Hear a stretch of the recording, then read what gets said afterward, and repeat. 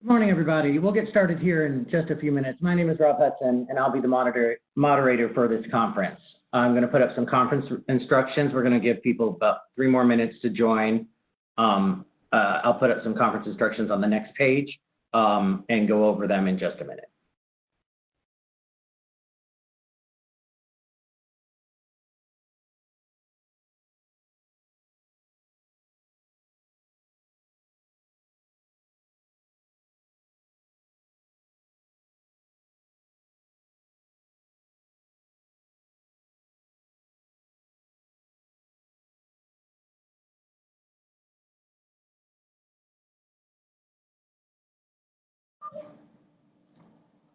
Hi, Roxana. I've unmuted you. Could you check your audio quick? Guys, I called in because it's a problem with my audio, so I don't know what's the deal. I asked IT to log in to my computer and do remote. So this will work perfectly. If you can handle everything on your end, we can hear you great. Okay, that's great. Okay, so can you see me as a panelist, Rob? Yep, you're all set. I can unmute you. I mean, you. Okay. Yeah, okay, great. So then I on. Yeah, during your time. Okay, as long as you can see me as a panelist, that's the most important thing. Okay, got it. You're all set.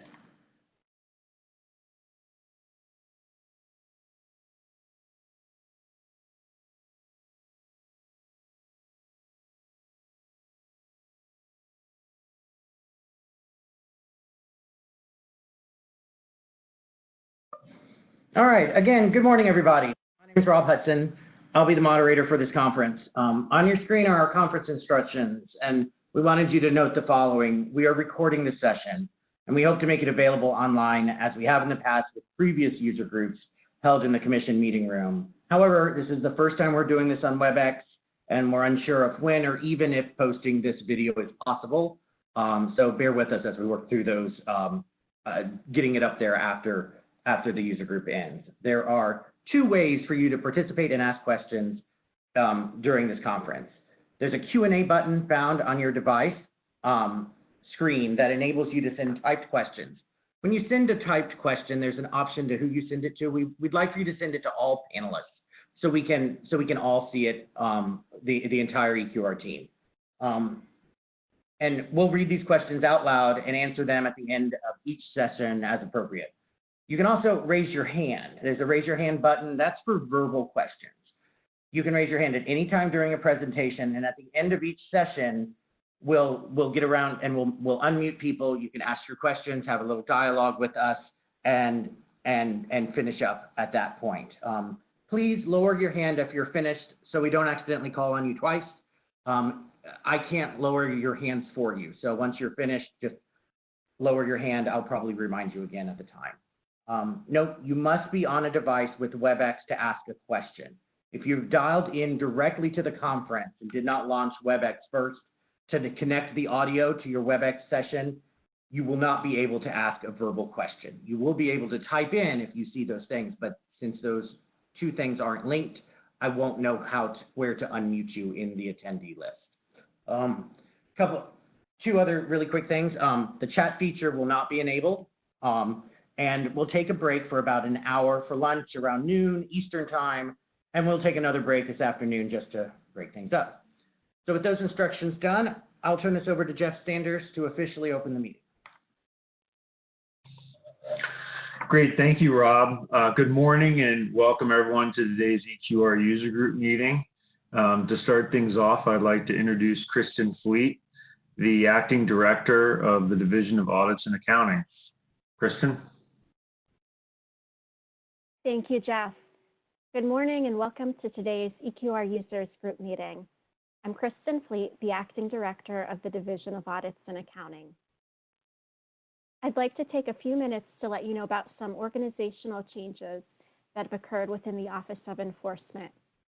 You may recall that shortly before last December's user group meeting, the EQR branch, led by Jeff, was moved to the Division of Audits and Accounting when the Division of Energy Market Oversight in the Office of Enforcement was dissolved.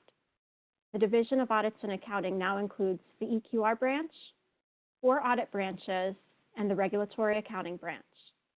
And I want to reiterate, as we discussed at the December users group meeting, that this change was intended to consolidate all of the Office of Enforcement's compliance functions, and not because there will be an increase in EQR audits. Another major change that has occurred within the Division of Audits and Accounting, many of you may know Stephen Hunt, who was the previous director of the division and a leader in the Division of Audits and Accounting for many years. Stephen recently left the commission to perform consulting work. I'll be serving as the acting director until the new director is selected, hopefully later this fall. So once again, welcome to today's user group meeting. It's important to us that the EQR filing system performs effectively in order to make filing EQRs and using the data that is submitted as seamless as possible. We look forward to your input at today's meeting. And with that, I'll hand it back to Jeff. Thanks, Kristen.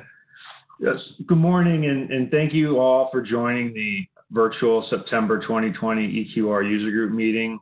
I hope everyone's doing well and staying healthy. I'm Jeff Sanders, a branch chief of the EQR group in the Division of Audits and Accounting. Our branch handles the Commission's EQR program. So on behalf of DAA, the Office of Enforcement, and the Commission, welcome to today's meeting. A number of Ferc employees on the meeting today have put in a lot of time helping to prepare for this meeting, both the content and the new platform we're using today. And these are the same people who put in significant amount of work on the EQR program throughout the year. We'll introduce ourselves as we speak. The purpose of today's meeting is to provide an update to the industry and to continue the ongoing discussion we've been having between staff and the filing community. This has been and continues to be a forum for staff and filers to share current issues, ideas, best practices, and for us to better understand some of your concerns. So it's valuable for us to hear from the industry during these meetings. We have a number of informative agenda topics in store today and look forward to sharing some program updates since our last meeting. You can find the meeting agenda and slides for presentations later on in the meeting on the ferc.gov website. If you go to the bottom of the opening webpage under Electric, click the EQR link, and then under the recent highlights on the EQR page, you'll see a link for event page. At that event page, you'll see the meeting materials on the right-hand side in a gray box. These meeting materials will also be available after the meeting on the EQR webpage. So turning to today's agenda, we'll start with Dave Langenfelder, who will provide updates on the new EQR webpage and provide an update on changes to the EQR RSS feed. We will then hear from Don Callow, who will provide an update on new EQR validations, error and warning messages. We'll then hear from Maria Voris, who will provide an update and an overview of the June 18th order revising and clarifying EQR reporting requirements. We'll start the 11 a.m. session this morning on booked out power transactions with Roxana Royster and Maria Voris. We would like to hear from the industry on the following questions. The first one is, how do sellers define, classify, and capture data related to booked out power transactions?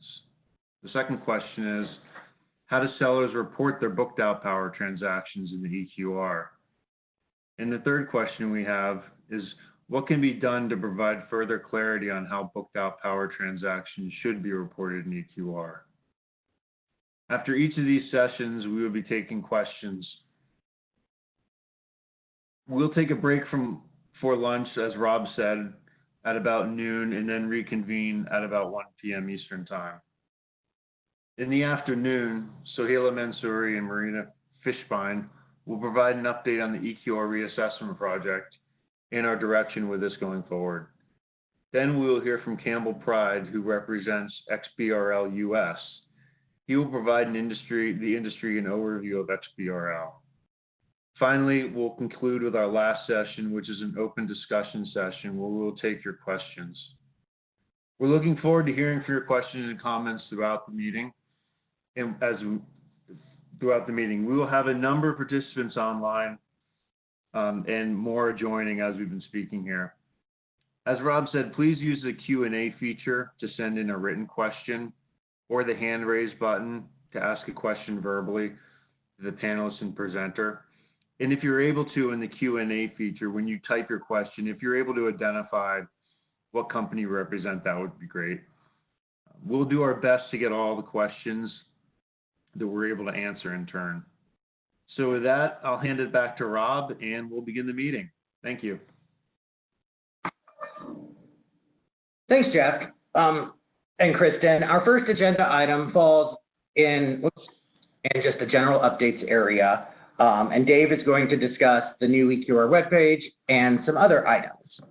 Dave, I'm passing the presenter's access to you right now, and you should be able to share your screen. Okay. Okay, so at this point, everyone should be able to see the Ferc webpage. Yes, it looks great, Dave. All right, thanks. Good morning, I'm Dave Langenfelder. I'm with the Eqr team, and I'm going to provide an overview of the recent updates to the Eqr webpage. In June, the Commission rolled out a new webpage for the Commission, which also resulted in a new webpage for the Eqr. While the content on the Eqr webpage has not changed, the format has. First, I'll walk you through how to access the Eqr webpage from the Ferc homepage, and then I'll briefly walk you through how the content is organized on the webpage. The most direct way to access the Eqr webpage is to scroll to the bottom of the main page to what we regulate, which is down here at the bottom, and under electric, you can have a direct link to the electric quarterly report webpage. The other option is to click on industries and data on the left-hand column, and here you'll see the electric option, and under power sales and markets, you'll have a host of options, and electric quarterly report is listed down this webpage here, and you can select to go to the webpage. The webpage is organized into 4 primary sections. At the top of the webpage, we show highlights and announcements, and changes and website announcements. And website announcements addresses recent changes to the content on the webpage, such as revised change logs, release notes, any other references that users could find handy.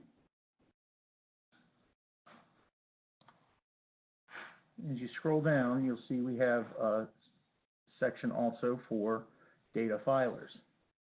And as we had on the last webpage, we had a little login button here, and this takes you to the Ferc online website, which allows you to do your filings, data submission, and there's also access to e-registration and company registration. We have the filing deadlines. Here is the submission and reference material, and here you'll find the system guide, release notes, validation rules. One of the items that we just added recently is this filing errors and validation messages. This provides a listing of all the error messages and validations that you might receive from our system. And then here is some Eqr compliance material. It has information on how to file an extension request, what to do if your name changes, and canceling your market-based rates. We also have this data user material section. This is comparable to the last web page. We are still using the Eqr report viewer to access data from 2013 forward. We added some quick links up here on the right to take you to those functions. Here's the FAQs. This takes you to the data filer section, this link here, under the quick links, and the data user section here. The Ferc online webpage hasn't changed. And again, it gives you the access to submit your filings and access some of the other Ferc online functions. One of the changes that did occur when the Commission updated the web page is it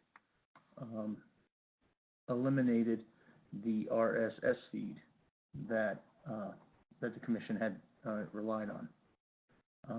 We had heard from a couple users had inquired about what to do now that we no longer have an RSS feed. And for those folks who were subscribed to the EQR RSS feed, we request they subscribe to join our contact list, and we will keep folks in the loop to significant changes via emails. Again, we always recommend checking the webpage for updates and for any new announcements at the top of the webpage. That concludes my presentation on the new webpage. If anyone has any questions, I'd be more than willing to answer them at this point in time. Thanks, Dave. We'll now pause to take some questions for Q&A. Alternatively, participants can raise their hands to ask a verbal question. I'm going to take control back just to put those instructions up on the screen.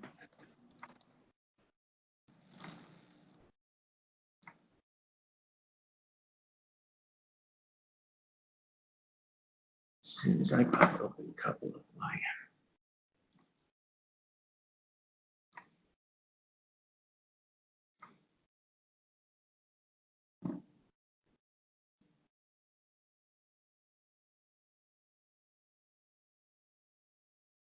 All right, doesn't look like we're going to have any questions. So thanks again, Dave. We'll move right on to the next agenda item. So the next agenda item will be Don Callow. He's going to be talking about validation errors and messages. So Don, I have your slides up right now, and you're set to begin talking. I guess it would help if I unmuted myself. Good morning. Thanks to all who are participating in this users group meeting. My name is Don Callow, as Rob said, and I'll be talking about some of the validations and error messages that have changed since our last EQR user group meeting. I hope everybody's safe and your families are healthy during this time. And again, as Rob mentioned and people have mentioned, if you have any questions on the topic, feel free to submit them in the Q&A window. We'll get to them after I've completed the presentation. So the first, go back a slide, Rob. The first release I want to talk about is release 3.6, which was effective for the filing period Q4 2019. We added some validations. There are 5 bullets there. The first 4 listed were previously only warnings, but are now errors. They were required pursuant to Order 768A, but up until now, we didn't have any validations in place to ensure they were properly filled in. And we'll talk about this in a little bit, but in one of the earlier EQR users group discussion, it was suggested we get rid of some warning messages that weren't very helpful. So I believe that some of these validation changes accomplish this. For example, I'll bet all participants that are listening in, all filers, have seen the warning message, trade date should not be empty or null if the transaction was entered into on or after July 1st, 2013. That virtually, I used to see that on every email that went out. With this modification, only items that actually have that as an error will be called out for resolution. With the last item, the point of delivery specific location, that's always been required for all transactions, irrespective of when they were entered into. I mean, it could have been prior to 2013. So we installed a new validation to verify that this data is actually filled in.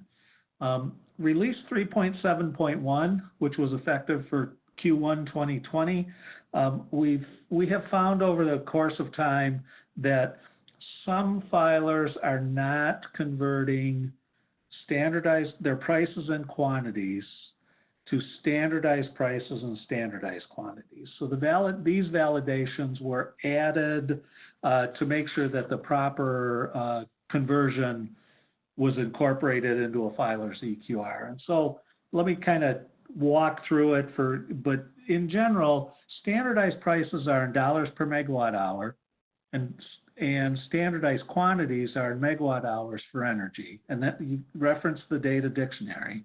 We're now checking to make sure it matches. So for example, if your transactions are in dollars per kilowatt hour, but your price is the same as the standardized price, it means that you haven't converted your energy transaction into a standardized amount. So this now results in an error. Same thing with quantities. If your quantity is an example for kilowatt hours in your transactions, your standardized quantity must be in megawatt hours, and you've got to do a conversion. And so we basically check to make sure that your if the standardized quantity is different than the standardized quantity, then the values cannot be the same. Fairly straightforward for those that ran into it. On the next slide, release 3.7.2, which was effective for the most recent quarter, 2020 Q2. Rob, can you move the slide? Thank you. This impacted only XML filings, and we call it, and the requirement for the system is you can only have one agent per filing. And what we found was, and if you've downloaded some CSV files, some of them may have looked odd. What we found is the XML system would allow some data that made it look funny. So let me back up a bit. The agent, and we've talked about this at previous meetings, the agent or the filer is the person who's logged in and submitting the EQR. In XML lingo, the nomenclature is in that part of your file is filer equals true. The seller is the one who's responsible for the data. In XML, that is seller equals true. That's how it's identified in the XML. We discovered that the system would allow is filer equals true and is seller equal true for both the agent and the seller. So what would happen is when you downloaded a CSV file, the ident data would show an FA1 and an FA2, as well as an FS1 and an FS2, when in reality, the company really had one agent and one seller. So we hardened that for the XML filings, and I don't think that impacted a lot of people based on the error messages I saw. The other thing we did is in June, we went through a pretty full-scale review of the error messages in an attempt to make them more useful to filers and also eliminated some unnecessary ones. And hopefully, and you guys can give us feedback on this, hopefully you found that the changes were helpful. I'm going to highlight a couple of them for you here. There was an error message that read, transactions that occur within the reporting quarter must be under contracts reported during the same reporting quarter.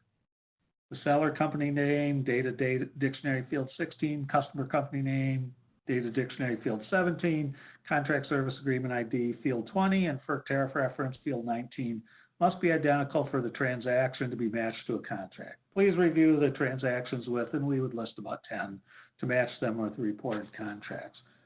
What we were finding was people were looking at their transactions file and saying, I don't see any problem with it, and not recognizing that there was a mismatch between the 4 key fields in the contracts file and the transactions file. So we changed the language to read, transactions that occur within the reporting quarter must be associated with contracts reported during the same quarter. Make sure that the seller company name, fields 16 and 46, customer company name, fields 17 and 47, Ferc tariff reference, fields 19 and 48, and contract service agreement ID, fields 20 and 49, match exactly in the contract CSV and transaction CSV files. However, when we did it, we initially forgot to include the language that pointed you to the specific transactions. So we recognized that and added the sentence back in that said, please review the transactions with transaction unique IDs, and we list about the first 10 to match them with the reported contracts. Apologies to those who hit this error message early in the quarter. before we supplemented the message, because the way it was originally, you had no idea where to look. And so we corrected that, and hopefully not too many people encountered that. The other one thing is we deleted several warning messages. And one in particular that caused confusion for filers was for those companies that submit CSV files that go to the offline large file processing system. Not too many of them do, but there's enough that do, and you know who you are. For those files, when the file had errors, there was a lengthy warning. It was about six lines and then another space and then another 6 lines that basically said your header row, and it would list all of the file names in your file, does not match the template header row, and it would list all the template headers. And it caused confusion for a couple reasons. First, people were left to wonder why it mattered, and the reality is it doesn't. Okay. And second, and more importantly, the warning message appeared before any errors, which was inconsistent with typically how the emails go out. So people were spending a lot of time looking at their header rows to make a match, and they would completely miss the error message that was below that. So that we eliminated. And in fact, I think at one point, when I looked at it, and I'm not sure that the header row didn't match exactly the template row in the filers thing. I never did find a difference. So in any case, we eliminated that error message or warning message. We deleted some of the other ones, and hopefully, there are less. The warning messages that remain are more useful to you as you try to troubleshoot your file. That's all I had. So if you have any questions, and Rob, I'm not sure I can see the Q&A with the way my screen works. Add them to the Q&A or raise your hand and I can respond to them. Yeah, thanks, Don. We'll now take the questions from the Q&A. And alternatively, again, participants can raise their hands to ask a verbal question.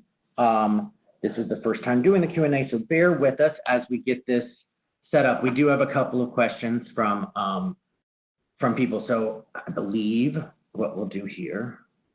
Yeah, I see. Okay. I will move on to the Q&A slide. People should be able to connect their audio.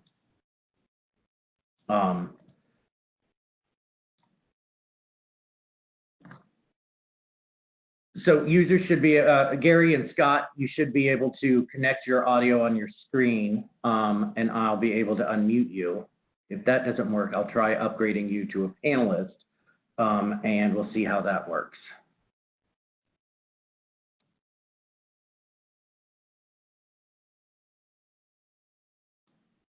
All right, Scott got it working. Scott, I'm going to unmute you now. If you could just state your name for the recording and the company you're with, and then go on with your question. Scott Brown, PSCG, Long Island, on behalf of the Long Island Power Authority. My question is all these slides going to be made available to download?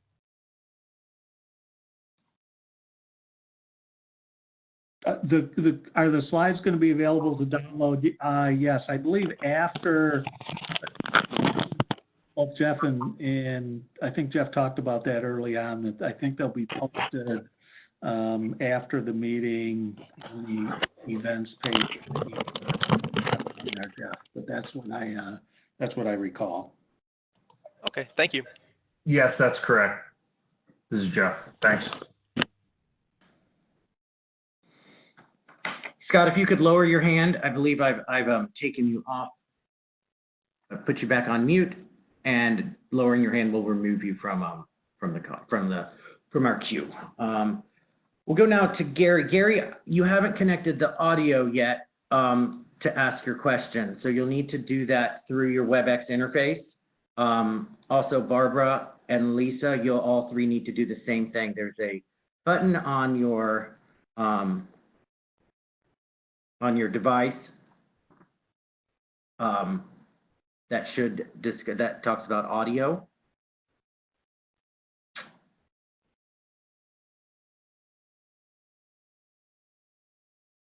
There we go. Barbara got it working. Barbara, I'm going to unmute you right now. Do you My only have to? comment was that I didn't see the raise your hand button when I was setting it up. I saw it, and so I was trying to figure out how I could do audio. But then when I wrote that message, a little tone popped up on the bottom, so I guess I'm good. Now I don't know how to undo that. That's all right. I'll put you back on mute, and I can disconnect your audio. Just make sure to click the raise your hand button again, and it'll lower your hand.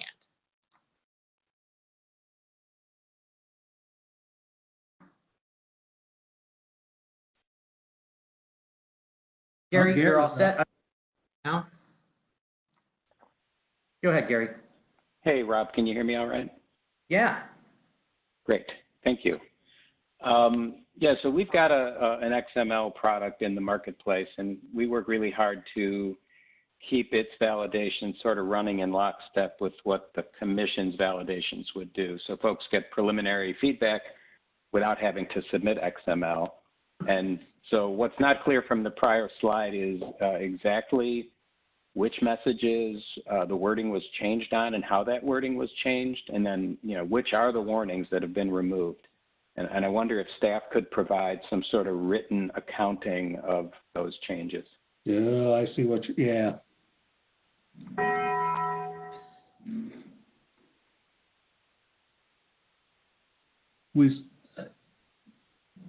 It would take a little bit of time, not a ton, Gary, but yeah, we have a listing of what messages were, we should be able to go through pretty quickly and identify which messages were changed.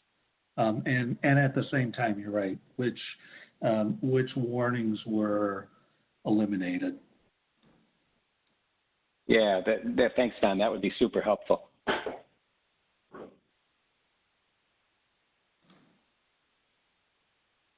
All right, Gary. If that was everything, let me know.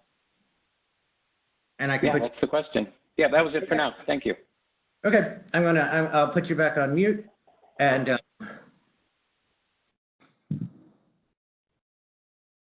disconnect your audio. We got Lisa Sieg, but I don't know that she's connected yet. Hi, Lisa. You're going to need to go into your thing. Also, Lisa, your question is actually in our Q&A, and it actually, I believe that this is your question. I don't see a date updated on the validation rules on the web page or PDF. Will that be added? Okay, Rob, this is Dave. If you open the validation PDF at the bottom of the page, there's a date. Right now, the release date is July 14th, 2020.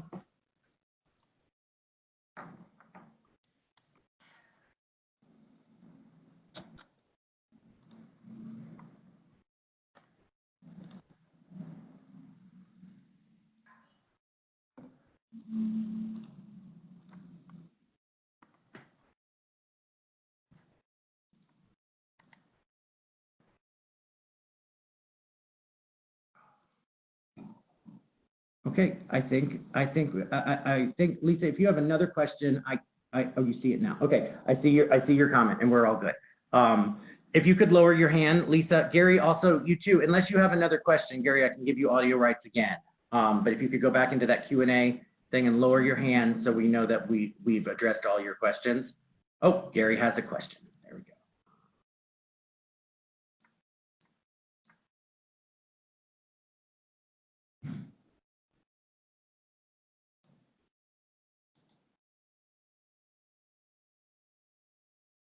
No question. Okay. All right. Lisa, I think you're all set too. I only walked out with one assignment. Back to you, Rob. That sounds great. Okay. Sorry for the learning curve that we have. We're still working on this. We'll get this better in 6 months when we do the next one of these. So moving on, our next topic is going to be a recent order revising and clarifying EQR reporting requirements. So Maria. Thanks, Rob. Good morning. My name is Maria Voris, and I will be giving an overview of this order, which the Commission issued on June 18th, 2020.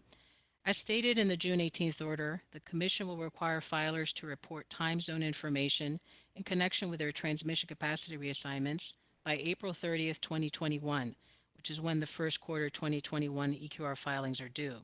These new time zone options, which are only associated with transmission capacity reassignments, will be added to the product type name field. This is field number 30. Staff plans to make corresponding updates to the EQR data dictionary and the XML schema available on the Eqr Webpage in November.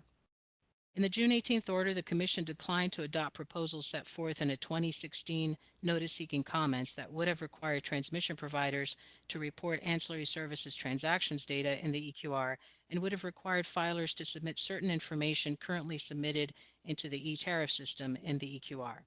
In addition, the June 18th order made certain clarifications. The Commission clarified that third-party providers of ancillary services made at cost-based rates under a Commission-approved rate schedule or tariff, including an RTO ISO OAT, need only report these ancillary services sales in the contract data section of the EQR. These cost-based ancillary services can include black start service and reactive power. Filers should report the information under the product type name CB cost-based. Third-party providers of ancillary services made at market-based rates under a market-based rate tariff should report the information about those sales under the product type name MB market-based and should continue to report in both the contract and transaction sections of the EQR. The Commission also clarified how black start service should be reported. Specifically, filers should only report black start service information in the unrestricted text fields of the EQR at the seller level.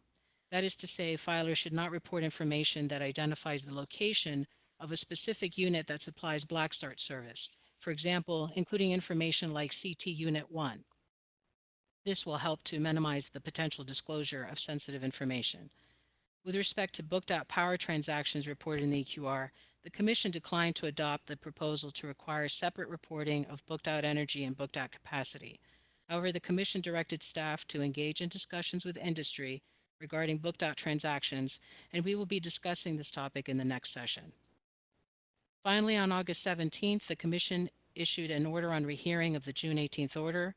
The rehearing order found that when reporting tariff-related information in the Ferc tariff reference fields, field numbers 19 and 48, filers must use the appropriate record version number associated with a tariff in effect when the reported sales were made. The Commission stated the correct record version numbers are necessary to help ensure that the information in the Ferc tariff reference fields accurately reflects the tariff under which the sales were made. That concludes this presentation, and we can open it up to any questions. Thanks, Maria.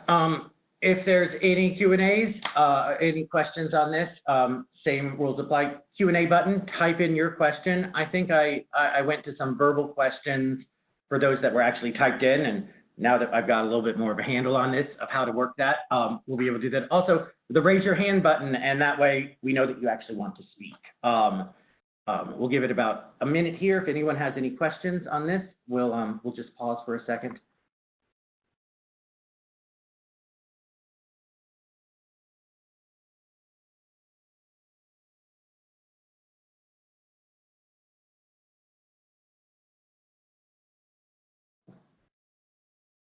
All right, Gary entered a question. Gary Kravitz says, I think I heard that details regarding time zone will be posted in November.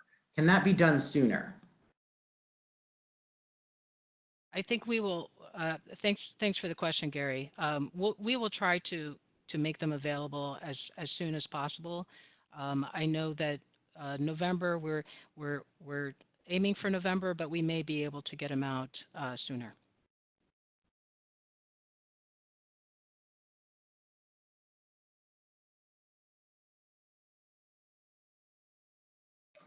All right, thanks again, Maria. Maria, if you could stick around to join Roxana to lead the discussion on the next agenda item. We're going to be talking about booked out power transactions. I'm going to take a moment, switch the slide, and unmute Roxana. Roxana, if you could check your mic just to make sure you're all set. I am. I think I am. Thank you. All right. So here's the booked out transaction slide. So, and here's the questions for the EQR user. We're going to run this a little bit differently. once they're done, we're encouraging people to raise your hands. We can get to some questions and answers, but this is more of a discussion that we'd like to have with you. So bear with us as we figure this out as we go along. So go ahead, Maria and Roxana. Thanks, Rob. So I'll just give a quick intro. This is Maria Voris again, and I'm joined by Roxana Royster for this session. Booked out power is currently defined in the EQR Data Dictionary as energy or capacity contractually committed bilaterally for delivery, but not actually delivered due to some offsetting or countervailing trade. And these transactions are only reported in the transaction section. And in the 2016 notice seeking comments that was referenced in the previous session, the Commission included several examples of how booked out power transactions should be reported in EQR.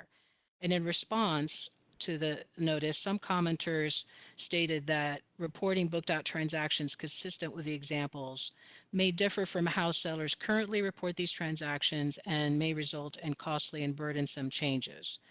And the Commission directed staff to discuss this topic with industry to help inform any further guidance the Commission may provide on how to report these transactions in the EQR. So to that end, we've prepared the questions that are listed on this slide and that Jeff had alluded to at the beginning of this meeting. First, how do sellers define, classify, and capture data related to booked out power transactions? Second, how do sellers report their booked out power transactions in the EQR? And lastly, what can be done to provide further clarity on how booked out power transactions should be reported to the EQR? And if you could please, raise your hand or make it known if you have some feedback on one or any of these questions, then we'll get to you in turn.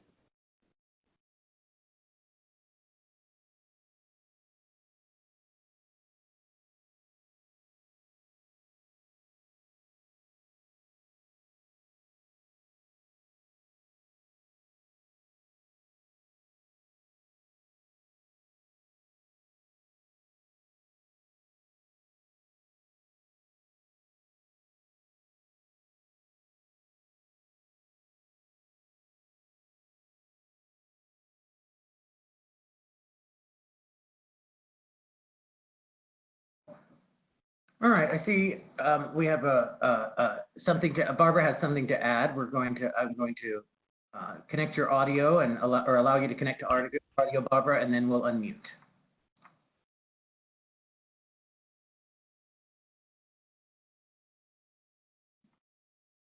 Excellent, that's working better. Barbara, be unmuted and go ahead.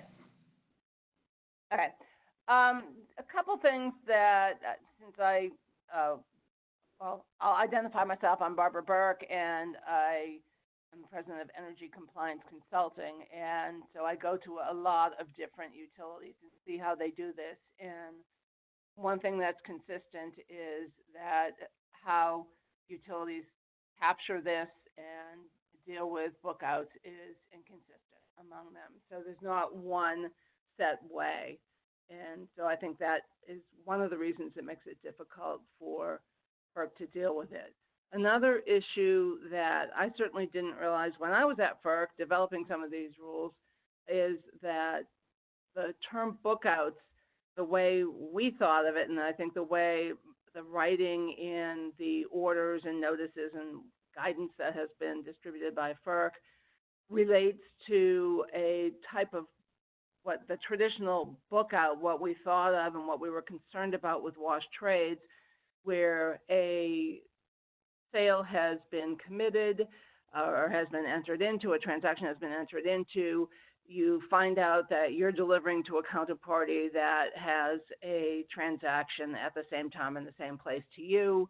You agree the day before or at some point before that neither of you will deliver the power. If there are price differences, you'll net out the differences, and then neither will have to book any transmission, and the money will flow as appropriate. And that's what, certainly when I was working at the Commission and we were working on this, that was what was anticipated as a bookout. Once I got into industry, I learned that most companies, if they have a sale that is curtailed for some reason, So they have it planned. They say they have 100 megawatts that they're selling, and there's problems on the transmission line, and the transmission provider says you can only deliver 40. Then they have 60 that they don't deliver. There's nothing anticipated the day before the flow or in advance of things.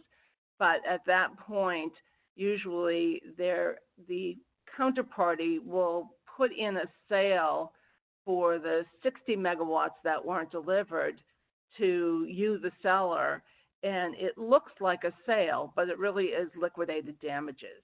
And in industry, the utilities that I've worked with call those bookouts, and that's a very different animal. And I think because it's a purely financial transaction, it's not necessarily to be reported to Ferc on the EQR. However, because in the trade capture systems, in general, and again, nothing's 100%, these look like sales. And so the path of least resistance is to just include them in your EQR and have them look like sales. And so you may be over-reporting. And so it makes it complicated when you talk about these things because there really are those two different types of bookouts. And only the first type was what was envisioned by the commission to be captured because there was concern about market abuse. I don't know if that helps, but I just thought it should be stated. Thank you. I think that's very helpful. Thank you for that. Barbara, do you have a sense of how often these types of bookouts occur? I mean, from your experience working with different utilities, would you say that the first type of bookout, the one you were referring to that relates more closely to wash trading, would you say that happens fairly often, or it's a rare phenomenon? For marketers, it does happen fairly often. So there's, with the over 2,000 EQR filers, many are just a single generator that is an LLC, whether it's fossil or wind or whatever. And in general, they just generate and they sell, and there really is no bookouts. They're not trading. They're not doing anything. And the only time, well, I don't even think that they even have the second type of bookouts. But for larger utilities, and particularly for marketers who get into a lot of sales, then they are going to have bookouts for a couple of reasons. One, they may just have a lot of sales at a particular hub. So in the East, a lot of people for pricing for whatever have a ton of sales at PJM West. And so that there are more likely to be bookouts there. In the West, it's Palo Verde and a couple of other points where there are a lot of bookouts because there just are a lot of transactions there. They're huge hubs. As far as the second type of bookout, it's when there's constraints on the lines. And so, it wouldn't surprise me right now with all the wildfires in California if we don't have a lot of those kind of transactions because some things are having to be, some lines aren't being able to go at full tilt. So, and it's easier for that second type where you're just putting in liquidated damages. It's easier to just go ahead and report them, and they may or may not be at the same price. If it's a liquidated damage, but whoever you are selling to has to go out and get power in the market, and they're because of the constraints, the market price might be higher. So the counterparties decide on a price that the liquidated damages is basically a market price, and they put it in. So it may be put in immediately. It may be something that's negotiated, and it doesn't come in until a few days later. But in general, those transactions don't necessarily hurt anything. The only time it's an issue is in the rare case where you have a utility that has restrictions on its market-based rates. And so if they have a sale to someone or a purchase from someone that gets constrained and they put these liquidated damages in their trade capture system, when they go to report them, it's going to look like a sale. And if it's a sale in an area where their market-based rate authority is restricted, it will look like an inappropriate sale. So when I worked at a utility that had some restrictions, we had to go through all of our data each quarter to make sure that we had not inadvertently included liquidated damages that would look like an inappropriate transaction. But that's really unusual. As you know, there aren't that many utilities with their market-based rate restrictions locally. So it's just another issue that complicates the matter. Mm-hmm. Barbara, I have a follow-up question on the second type that you described to us. Thank you for all this great information. The ones that stem from a constraint in the transmission line. In your experience, do the market participants report those transactions under the name of product name of booked out power or as energy? Thank you. I think it depends on their system, and again, on how they put it in. And I think there's been some movement in the industry in the, over 15 years now that we've had the EQR. I think most systems originally didn't have a way to capture that. Very few did early on. So some would have like a notes field that they would use, some sort of worked out things where they had a list of, they kept things on the side. For the liquidated damages, I think sometimes they were just reported as energy because if they didn't have another way to do it, and if they weren't as meticulous about their reporting, they may have just ended up being reported as energy. And in some cases, they may have not been reported because they knew they could differentiate them in their system as liquidated damages. But there are so many different trade capture systems out there, and some homegrown and some out of the box, but they all handle it differently. I'm sorry to interrupt. I'm gonna. Renee McDonald has a comment or a question. She's connected her audio, so I'm just going to add her to the conversation and see how this goes. Hey, Renee. You should be unmuted. Hi, Barbara. Hello. Hi. I concur with everything that Barbara's saying. We represent a number of companies, and I was just reviewing our book out files. As of 2015, we don't officially use the term book out. If things are cut at power, we cut the trade that originally existed. We do not do an offsetting sale. If we do have damages that come in, then we capture those as liquidated damages and a fee and not report them on the EQR.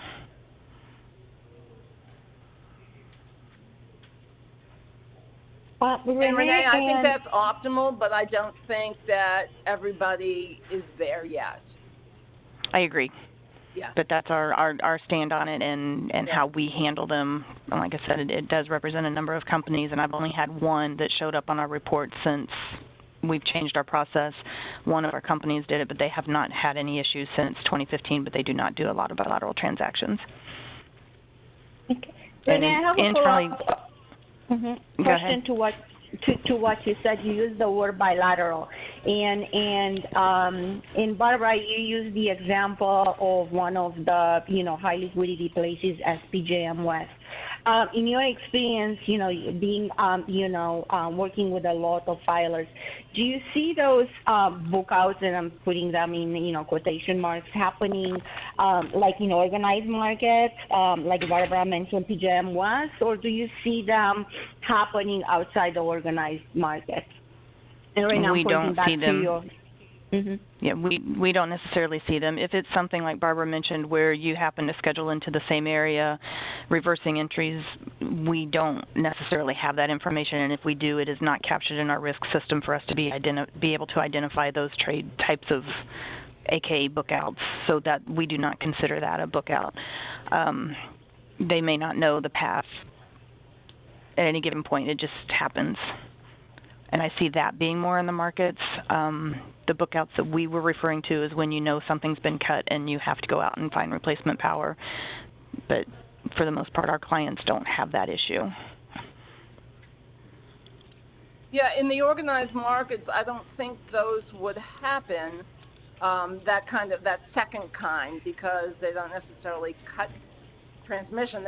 The prices just change at the different LMPs. So I think any, like when we're talking PJM West, the bookouts there are just because of multiple trades.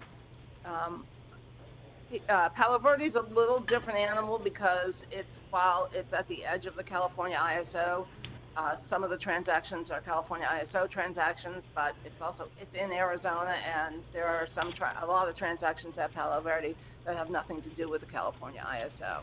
So that one's, I don't think you can make that general rule there.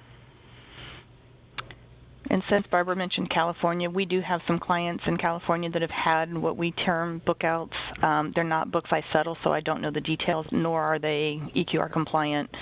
So I do not have to worry about Kailas or these bookouts, but we do have that client does have them. I know, thank you. I'm trying to avoid it. I say I'll retire the day that happens. Sorry. Yeah.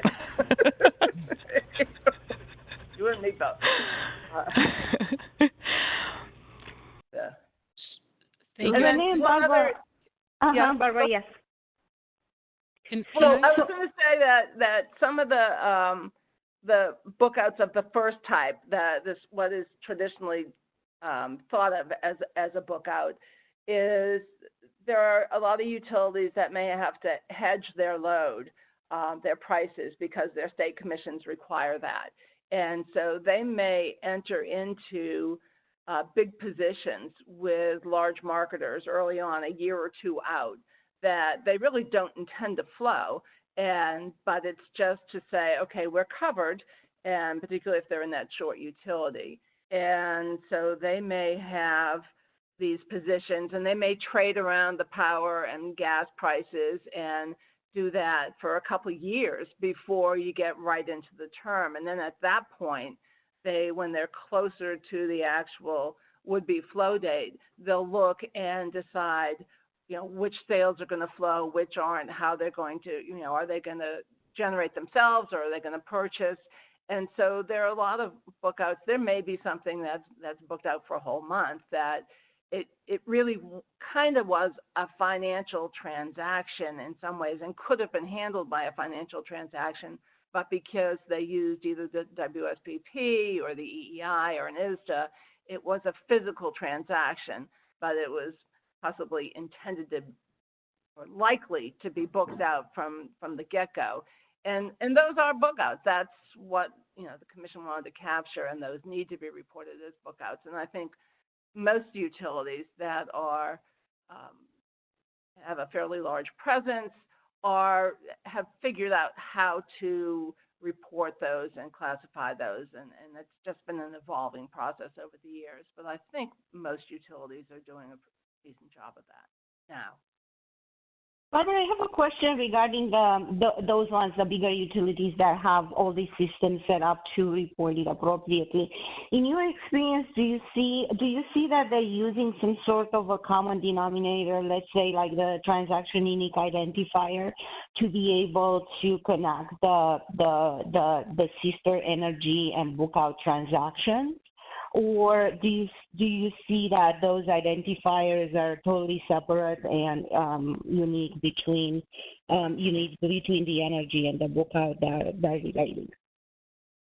That gets back to the first thing. There's a great inconsistency on how it's done, and so some companies I've seen, they're able to go right into their system, and when the schedulers, say the day before the flow, decide, okay, these 5 transactions are going to be booked out, they are able to go in and change something in the system so that when they do their EQR download at the end of the quarter, those transactions, or at least the pieces of those transactions that are booked out, will be able to seamlessly be reported as bookouts. There are others, particularly some where they don't do that many bookouts, that they keep a spreadsheet. The schedulers will keep a spreadsheet with the transaction ID, how much was booked out, and all the details that they need. And once they get their EQR download, they'll go into the system and manually I shouldn't say the system, but they'll go into their downloads and manually change the sales that have been booked out, because that's, if it's 2 or 3 a quarter, it's not worth developing a whole system-wide way to deal with it. So there's just as many differences as there are utilities in how it's handled. Thank you for this.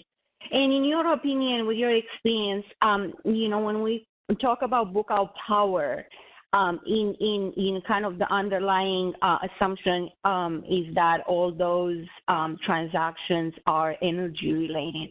Have you experienced any booked out of capacity in your career? And can you talk a little bit about that one?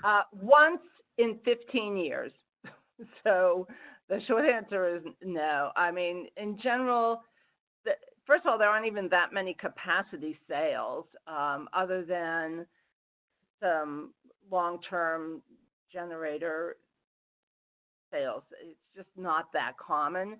And so in general, there aren't, and I can't even remember the situation where there was a capacity deal and then it was backed out of, and so they did it by putting an offsetting trade, but I literally have seen it once in my, and I've been here from before the start, so it's more than 15 years, but from 15 years I've been working with industry on it. And so I think it's really unusual. That's why I filed the comments on the that originally order, or the note, whatever, notice of inquiry, whatever it was, that I just didn't think it was worth capturing, because I don't think it's something that really exists. I agree. In my 20 years or the 15 years of EQRs, that I've not seen anything with capacity on a book out. Yeah. Thank you so much for the information. It's very useful. So would either of you have thoughts about the third question? What can be done to provide clarity on how the booked out power transaction should be reported? I think, first of all, it needs to be brought up, because I will tell you, when I go out and train at different client sites, and it's not so much now, but certainly earlier in my consulting career, people seem surprised by the whole book out thing. And so I think that it needs to be brought up and needs to be discussed. I think the whole book outs when it's really liquidated damages, that's never been addressed by the commission. And so I think that might be helpful to people, because there are a lot of companies that aren't really marketers, so they don't in general have the traditional book outs. But when they hear the term book out on the trading floor, it's because there's been a curtailment. So I think that may have confusion, create confusion. So I think it would be helpful if that was articulated. And I know when I wrote the book out part of my EQR users manual, I sort of ran the language by Ferc. It was different people. It's not, I don't think anybody who's still there was there when this happened, but I just wanted to make sure that they were okay with what I was telling people, and it sort of got that blessing. And I can send you that if you want that language. But so I think that kind of distinction would be helpful. And then the third thing that we haven't discussed, and I will take responsibility for it because it was a decision that I made when I was there at Ferc, and I don't think it was my best decision. And so I've encouraged you guys to change it in the interim, so I'll get up on my soapbox again. But the whole negative sales to ISOs and RTOs, I don't think they should be reported, because in a way they're like a liquidated damages. They're not something that's anticipated. And for those who are on the call who don't know what I'm talking about, if you have a day-ahead sale of 100 to an ISO and your generator trips and you're only able to deliver 60, then you have a purchase in real time of 40 megawatts to fulfill your obligation. So you would report the 100 sale at the day-ahead rate, but the commission, and I wrote this originally, has told you to report the negative 40 as a negative sale at the day ahead price to sort of close the book out. And it was a compromise that we made after a lot of discussion with industry. But as the years have gone on and I've understood more about the book outs and the reason for reporting book outs, I don't think that those negative sales should be reported, and I think that's something that the commission might want to look at, eliminating that requirement. I think it would simplify things and would help people validate their data with the ISO data too, and would eliminate some transactions, and I'm all about that. Just saying. Barbara, in your first comment, you mentioned that, book out holistically happen at the same time and at the same place, the contravailing transaction. In your experience, looking at the filers and the market participants EQR files, do you see that the same time component is reported, similarly to the energy that happened? So let's say I have an energy that started at 10 a.m. and is supposed to end at 11. At $15 per megawatt hour. Would in general market participants go back and report that book out at the same time, like between 10 a.m. or 11 a.m., or they don't go back and go to the very detailed time component, and I'm assuming the location will be the same, but I'm more interested in the time component at the same time. Could you please tell us more about that? Thank you. I'm not sure I understand completely, but I think the answer is yeah. I don't think anyone would do a book out if it wasn't exactly the same time. That doesn't make any sense. I mean, it wouldn't be a book out.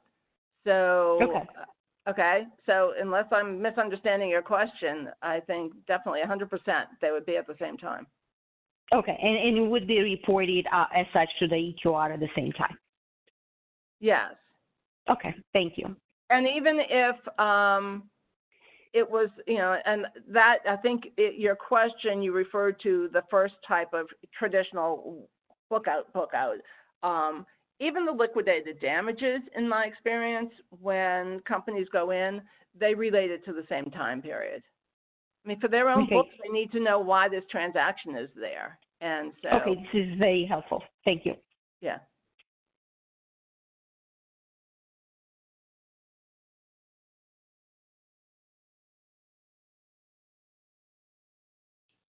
Well, thank you both for your feedback on these questions. That really is very helpful to us, and we appreciate your insight into this. I don't think I had further questions for you. I don't know if you had any further observations to make on this, Renee and Barbara. I'm good. Okay. Same. Okay, thank you both very much. Roxana, did you have any follow-up questions? No, thank you so much for all this valuable information. Thank you. All right. Thanks again, Maria and Roxana, Barbara, and Renee. That was interesting. We appreciate it. We did just have a question come in from Chrissy.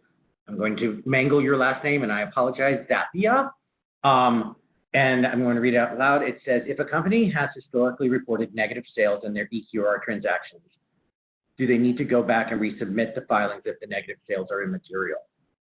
I believe that this is something that we can cover in our general session at the end, because I don't believe that this is related directly to book outs. Is that am I getting that correct, Roxana? Yes, you are right. Thank you. We'll cover this in our general. Can I make this is Barbara. Am I still on? Yes. Okay, I just want that caller to know, I was just making a suggestion as to what I think should happen. I don't make Ferc policy anymore, so it seems like she was thinking what I just said was how it should be. So I have someone in my camp, but that's not the policy currently. Okay, Roxana or Maria, if y'all could just take a note of this, and we'll get back to Chrissy's question in our general session. in our general open session. Sure. And Will do. so we're going to move on to taking our first break for lunch. It will be a long lunch. I'll leave some conference agenda instructions on the screen that you'll see. And Barbara, wait, before I forget, I will go back in and mute both of you two just in case. And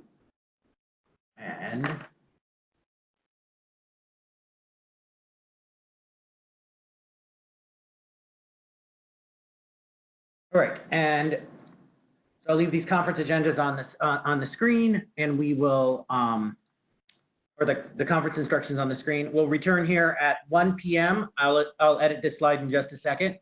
Thanks for coming, and we look forward to chatting with you, to continuing this afternoon.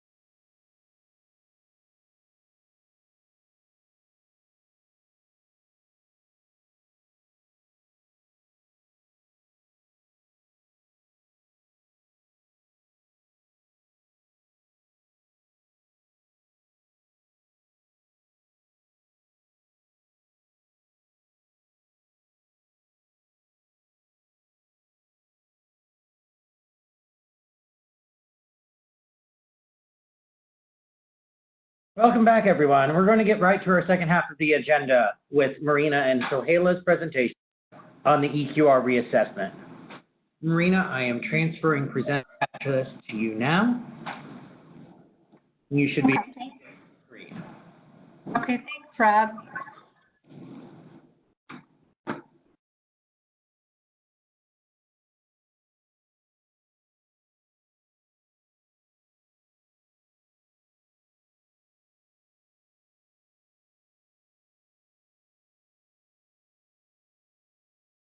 You guys able to see my presentation?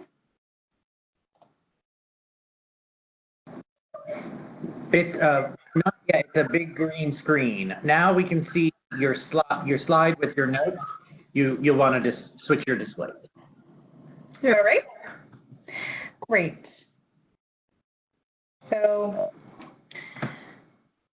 good afternoon, everyone on the East Coast, and still good morning to those on the East. Hey, Marina. I'm sorry to interrupt. It switched back. All right. Let's see if that works. Is this working? Yeah, that looks great. There's a couple of gray boxes on it. If you could move some of your windows, I think we'll be set. Sure. Okay. Is that better? Okay. So my name is Marina Fishbein, and I will be co-presenting with Sohaila Mansouri on the EQR reassessment project. So during this presentation, I will provide a brief project overview, and I'll discuss challenges that we're currently experiencing with the data collection methods that are available now. And after that, Sohaila will discuss the results of a recently completed assessment by Xbrl US on the EQR data submission format. And she will follow with next steps that we anticipate as part of the EQR reassessment project. If you have questions on the EQR reassessment portion of the presentation, I just want to remind everyone that you can submit your questions in the Q&A window, and we will get to them after we've completed our presentation. So the objective of the EQR reassessment project is to review and analyze reporting requirements, and at the same time to improve the accuracy and integrity of the data collected for Ferc staff and for public analysis. The project comprises two parts. The first is the assessment of the EQR collection method, where the goal is the adoption of a single filing format that's meant to replace the three current EQR filing methods that we have, which are manual entry on the web portal, XML, and CSV submissions. Staff is considering adopting the Xbrl CSV format. The second part of the project focuses on an assessment of the EQR data field. This involves an in-depth internal staff analysis reviewing the current EQR filing requirements, as well as the validation rules. And we're also analyzing each of the data fields individually and really focusing on everything from whether the field is clearly defined, if filers are interpreting the requirements of each field the same way. We're also analyzing whether each field continues to be necessary for collection, and whether any fields could be removed or replaced as a reporting requirement. Both parts of the project, the method of submission and the content being submitted, are being reviewed and analyzed by the EQR team simultaneously. So both parts are running concurrently on parallel paths. However, today's presentation will focus primarily on the data collection method.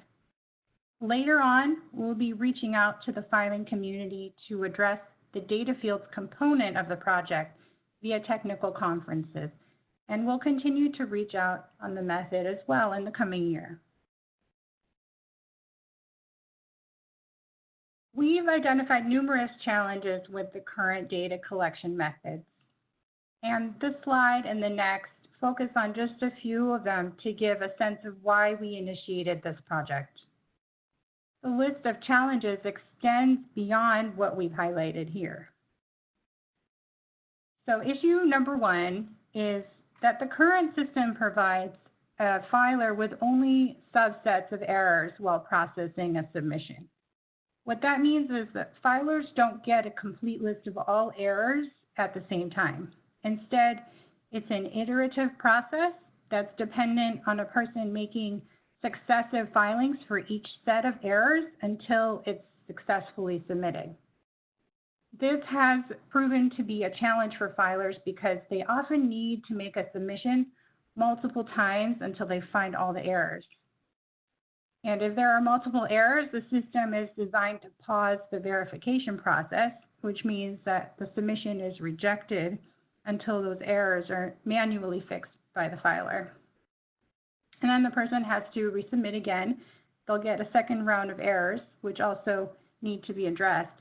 And it's a process that can be frustrating because the person might be attempting to resubmit their filing numerous times until it's finally accepted by the system. And for anyone who has experienced this on a Friday, a filing week at 5 p.m., this can become very frustrating to deal with. Next item, number two, is that when a filer resubmits a filing, the system is going to overwrite what had previously been submitted in an earlier version. For data users and filers, there's no way to retrieve that earlier version and do a side-by-side comparison with the new submission. Next item, issue number three, is that we have multiple data entry pathways. As I mentioned on the previous slide, we have manual submission, CSV, and XML. From the filer's perspective, some people have a preferred method, or some companies have a preferred method that they like to use. But from Ferc's standpoint, it's incredibly inefficient to maintain three separate systems, along with the tech support and the validations that accompany each one. Next, issue number four is that a consequence of having three filing methods means that we have three different sets of validation. So when we change a filing requirement, we need to make sure that change flows through three different sets of validations, which is inefficient. And the last item here on this slide, issue number 5, the current system design requires us to submit changes that are relatively straightforward and simple through Ferc's IT division. This includes changes like updating error messages or adding new balancing authority area acronyms or hubs to the approved list. And these types of changes could, in theory, be done by EQR staff. But currently, due to system design limitations, editing capabilities are housed with IT. And there's often a high demand for IT's time, and our requests are added to their queue, however long it is at that time.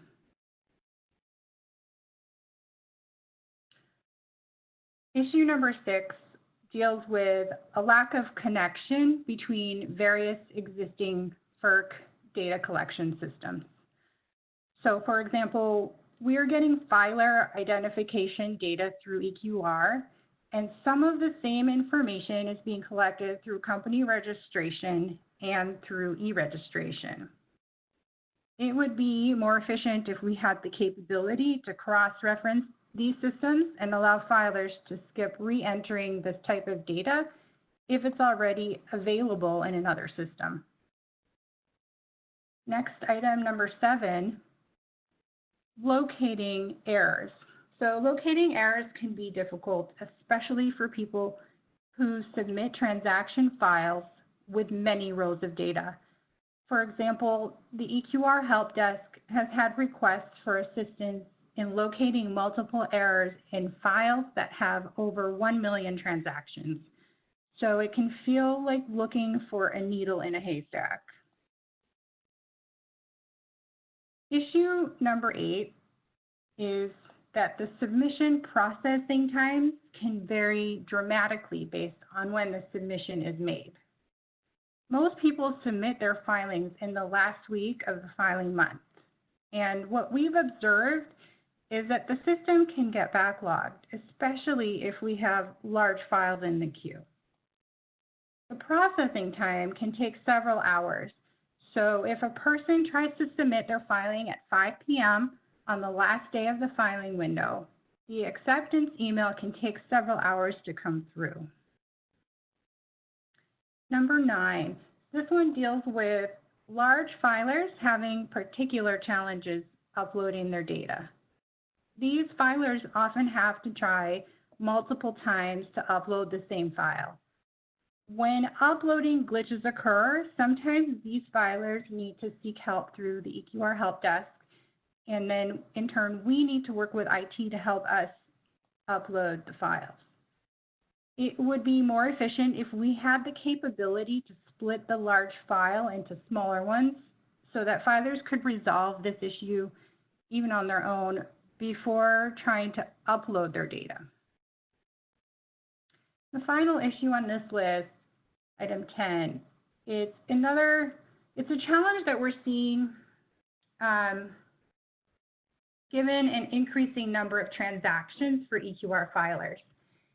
We're seeing more transaction files with rows of data exceeding 1 million records. This poses a particular challenge because Excel has limitations in supporting files over 1 million rows. When a filer tries to create a CSV file beyond that threshold, they can't add extra rows. This next slide demonstrates the last challenge item from the previous slide. So in 2017, the settlement interval on electricity prices in organized wholesale markets changed from hourly to 5 or 15-minute intervals. And this means that the frequency at which settlement prices were recorded in the EQR increased the size of transaction files. Some of the largest filings we receive include up to 9 million rows of transactions. And the current EQR system was deployed in 2013. It was not designed to handle files of this size.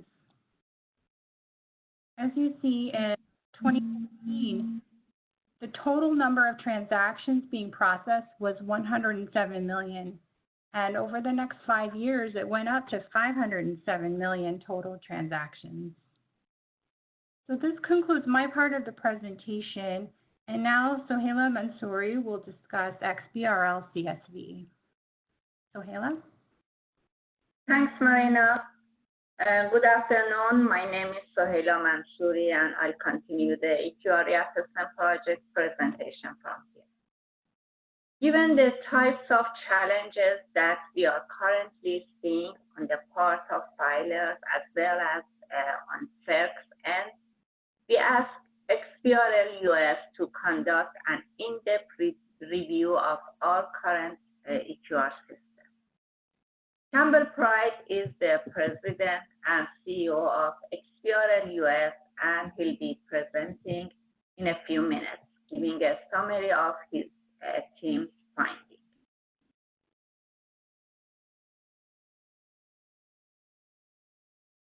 One of the recommendations from Xbrl US is to adopt Xbrl CSV as the EQR data collection format.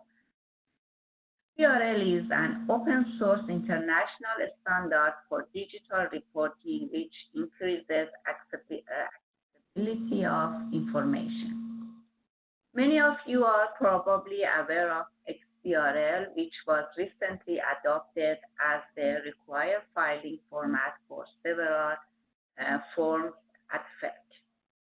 Xbrl CSV combines the efficiency and simplicity of CSV format with the Xbrl benefits of standard structured data.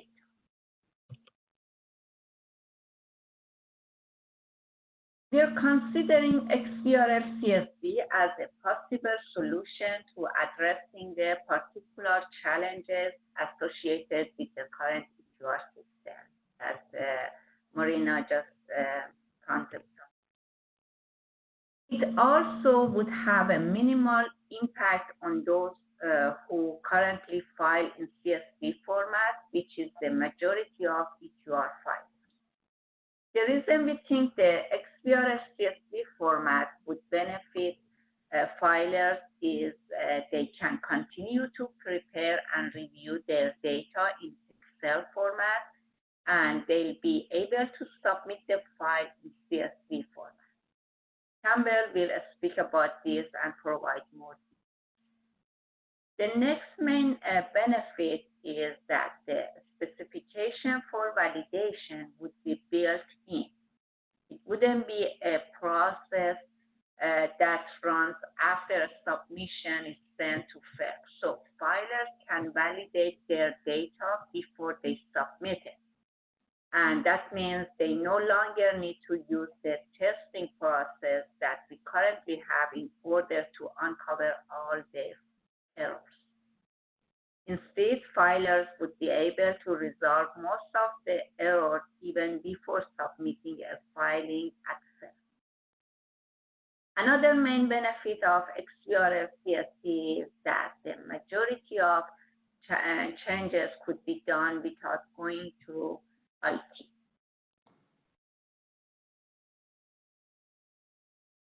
What are the next steps? This is a long-term project, so going forward, we will continue to gather industry feedback and provide the users group with opportunities to give feedback. We'll be conducting technical conferences and workshops on both the data collection method and the data field assessment. We also plan to make ongoing project status updates during future user group meetings. Right now, we'll take written questions in the Q&A chat box on the right of your screen. And after the next presentation from Xbrl US, we'll take written and verbal questions. So please submit your questions if you have any on QA chat. Thanks, Marina and Sohaila. I'm going to put up a slide on the screen right now that so y'all can take a look if anyone adds in the question without hindrance of the screen.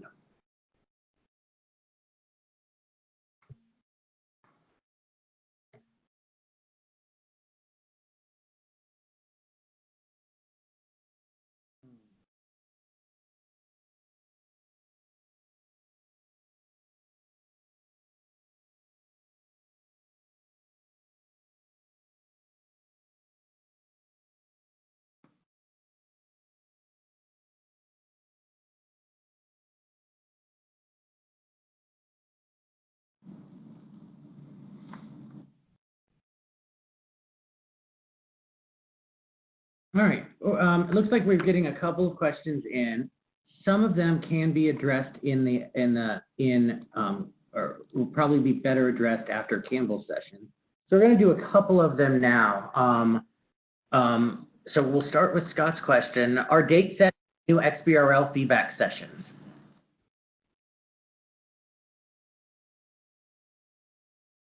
Marina or Sohaila? Yeah, this is Sohaila. Yeah, when we will have the tech conferences, then we will give the plenty of time, and we will have a lot of discussion regarding those, the Xbrl, if we adopt the Xbrl CSV, and we will give the filers plenty of time to feedback during the tech conferences. Thanks. We'll go on to another question. When is this project planning to be implemented, to summarize? Yeah, we are in the very earliest stage of this project, and we don't have a timeline yet. Although, as we said, we are considering adopting Xbrl CSV, and we haven't had any order or rules on the Xbrl CSV from Commission yet. This is the staff assessment right now. I don't know if Maria can add any more.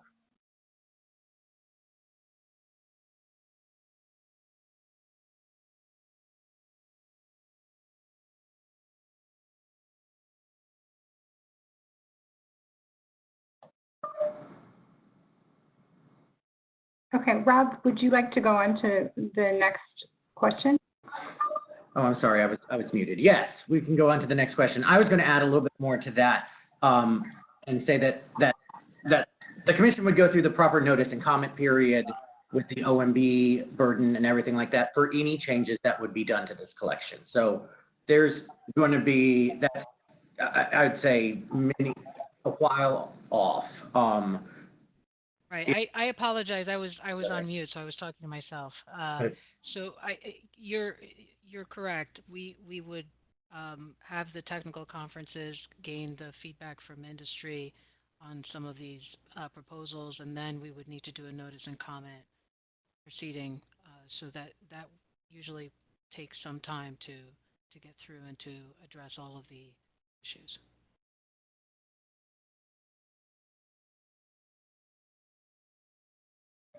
All right. The rest of the questions, I believe, are specific to more technical questions about XBRL, error detection, and easier identification of errors by the users and things like that. I think those may be best saved for after Campbell's presentation. Marina or Sohaila, do you disagree? Yes, no, that's correct, Rob. That's it's going to be addressed by presentation by the Xbrl US. And if still we have questions, they have questions, we will answer. Okay, excellent. Let's move on to the next presentation, and next we have Campbell Pride, the President and CEO of Xbrl US. Campbell brings significant experience in technology development, accounting, and finance to Xbrl US. Before taking on the President and CEO position, Mr. Pride led the development and maintenance of taxonomies as Chief Standards Officer, playing an integral role in the executive team. Mr. Pride joined Xbrl US from Morgan Stanley, where as an executive director in the Institutional Securities Group, he managed equity research, XBRL-based valuation framework. He's been involved with XBRL since 2001 and served as chairman of the XBRL US Domain Steering Committee during the critical initial build of the US GAAP taxonomy under contract with the SEC. So welcome, Campbell, and thank you for joining us today. I'm going to give you the presenter's rights, and you'll be able to share your screen. Okay, thanks, Rob. Can everyone hear me okay? You sound great. Okay, great.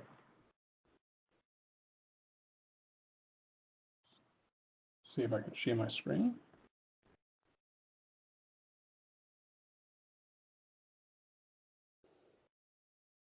Okay, hopefully you should all be able to see that. Does that come up at all? Yeah, we see your background. We don't see the event yet, or the presentation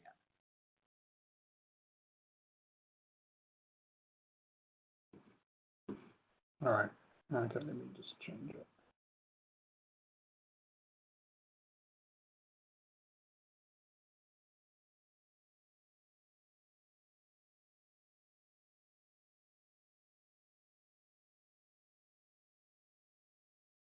Okay, has anything come up?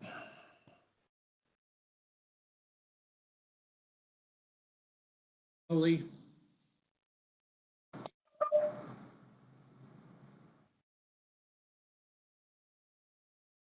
We see that you've brought up PowerPoint.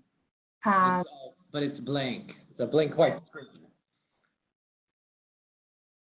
Okay, so it's not sharing? Well, it's sharing. but we don't see the content of the presentation. It's very odd. Hold on.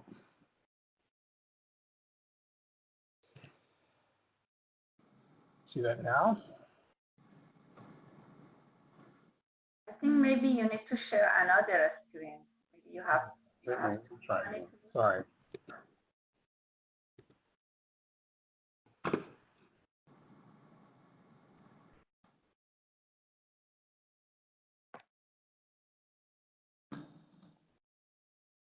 Why is having so much problems with this? Is that coming up at all now?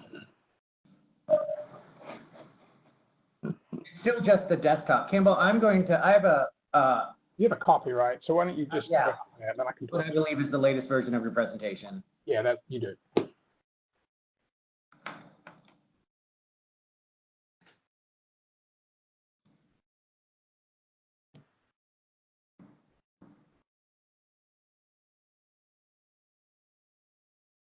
All right.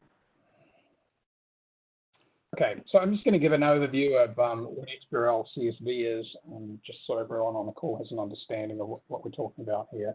And then at the end we have questions. I'm sure we'll have a few. I see we've already had some questions come in. So if you just want to go to the first slide, Rob. So just the background on the Xbrl standard.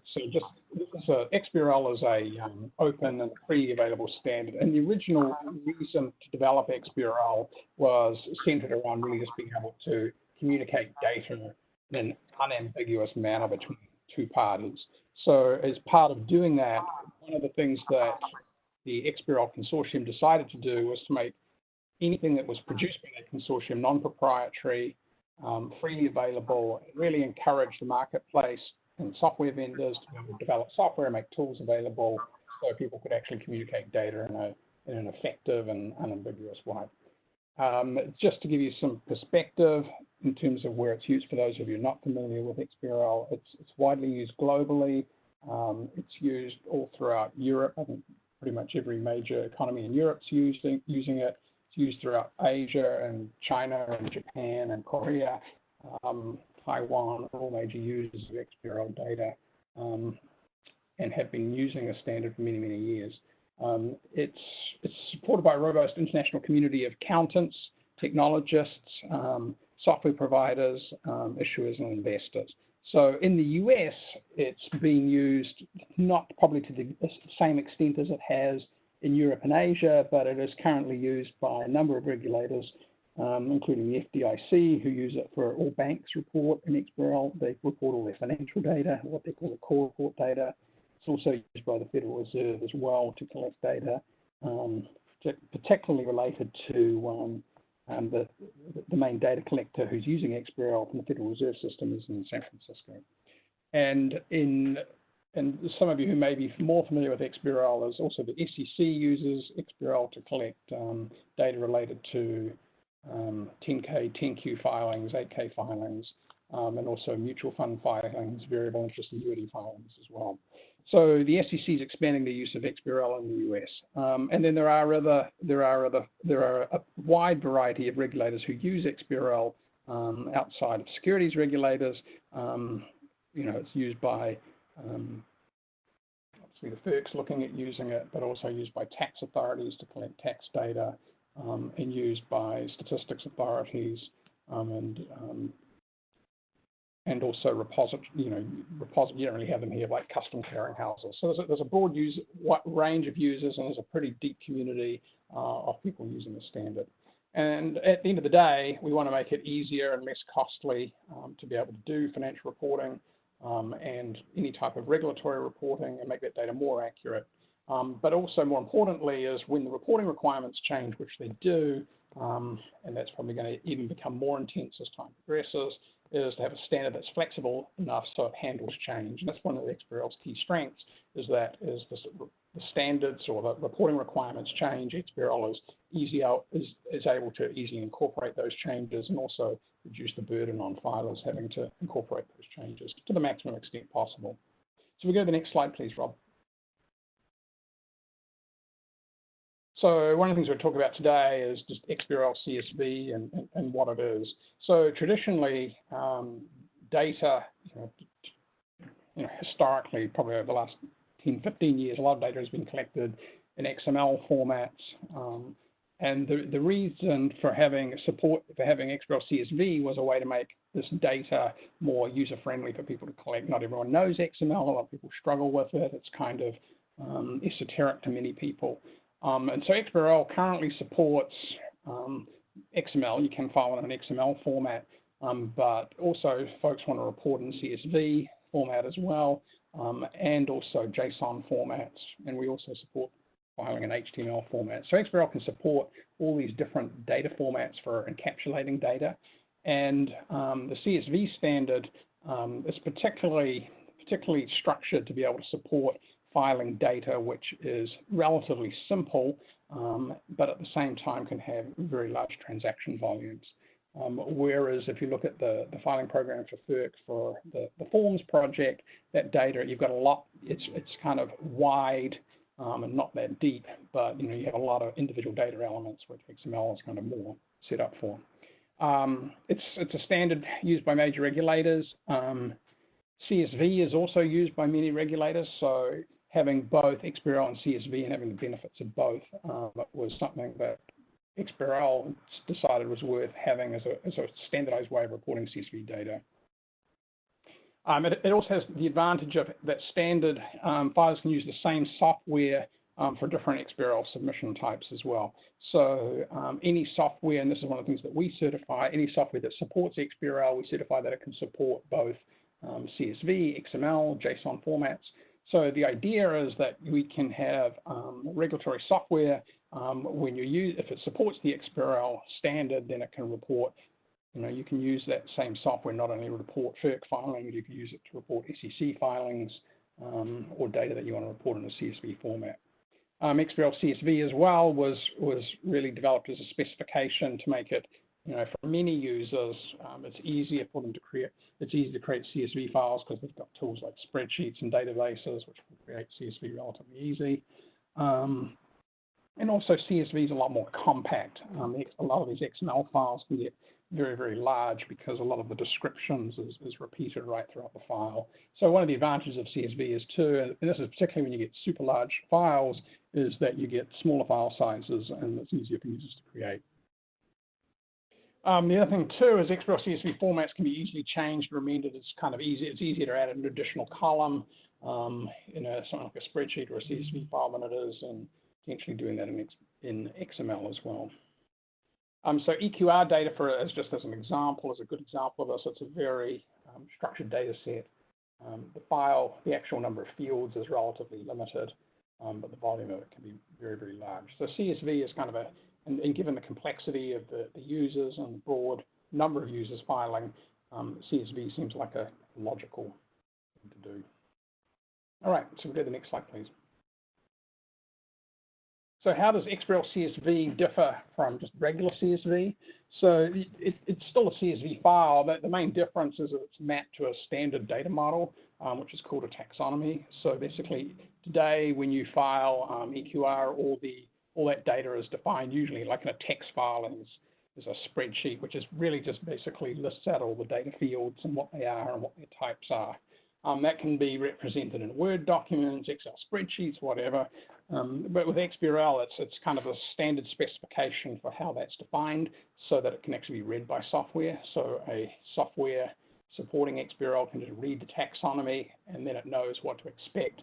The taxonomy can incorporate validation rules so that you can put validation rules into the taxonomy as well, which means that when you prepare an Xbrl CSV file, you can then just basically validate that against the prepared taxonomy. And software doesn't, someone doesn't have to go and read the Excel spreadsheet or read the Word document and then put that into code. So a lot of the stuff can be made a lot more flexible and easier to process by using a taxonomy. The other advantage is that because you have that taxonomy, you can validate your CSV file against it. So this is what we talked about earlier. That means you can validate, if you know if the taxonomy is public and it's available, then people can validate the CSV file before they actually file it. The other advantage is, so usually a CSV file, you'll usually have one file and you have all that data in a single file. With Xbrl CSV, it supports having multiple files. So you could split your filing over 1,000 individual CSV filings if you wanted to. It doesn't really matter. So that basically supports that as well. And it's a lot more flexible in terms of how the CSV is structured. And the way that CSV is structured is controlled by the standard as well. So as long as that's defined in the taxonomy, then it gives you a lot more flexibility over how these data files can be prepared. And obviously CSV files can be generated by standard desktop tools such as things like spreadsheets or databases, or any other, even with text edit type files. So it gives you a lot more flexibility in terms of the tools that end users understand.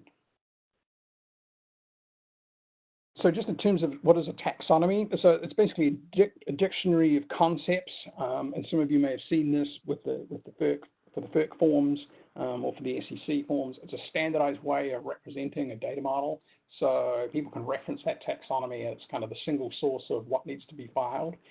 So it's defined in a way which computer software can read. It's not arbitrary, and it has a whole set of rules defined how a taxonomy needs to be built. And a taxonomy itself has to be valid. You can't have invalid taxonomies.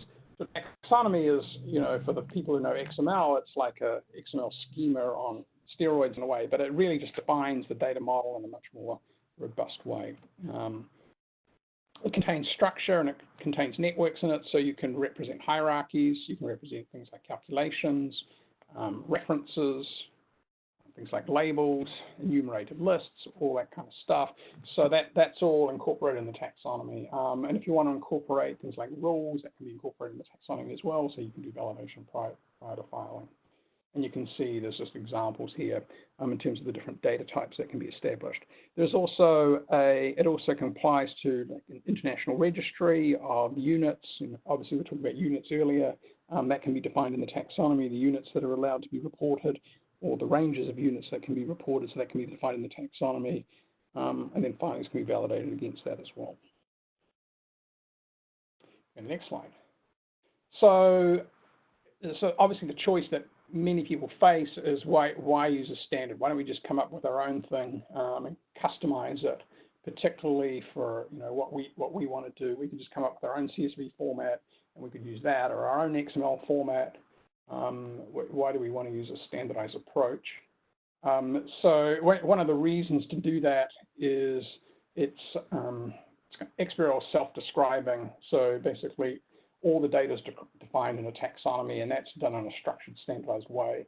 So if I'm a software developer, I don't have to necessarily go and read all the Ferc requirements about their data model. If I comply it to a specification like Xbrl, which is well developed, and everyone's complying with that, we don't have everyone, custom crafting software based on the demands of the regulator on a given day. Secondly,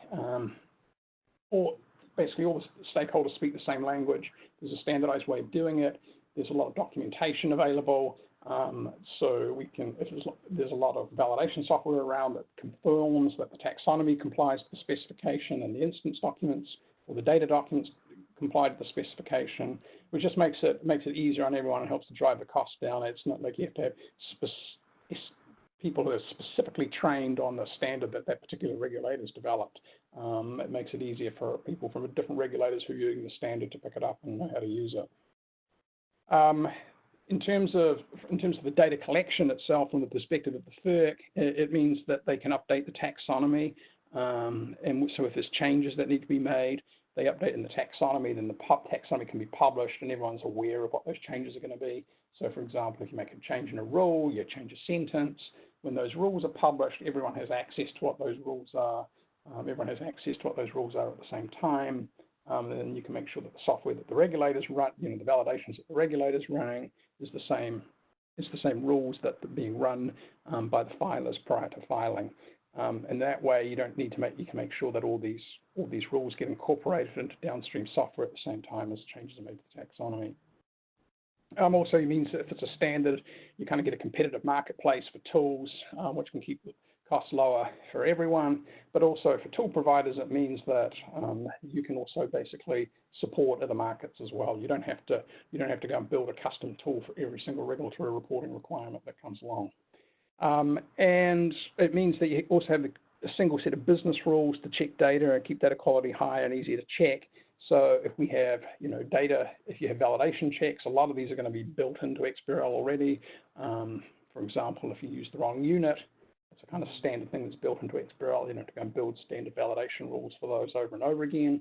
Obviously, there are going to be validation rules that are specific to a particular filing regime, but at least that's being using a framework which is a standard as well, and that multiple vendors will be able to support without having to go and build custom software to support it.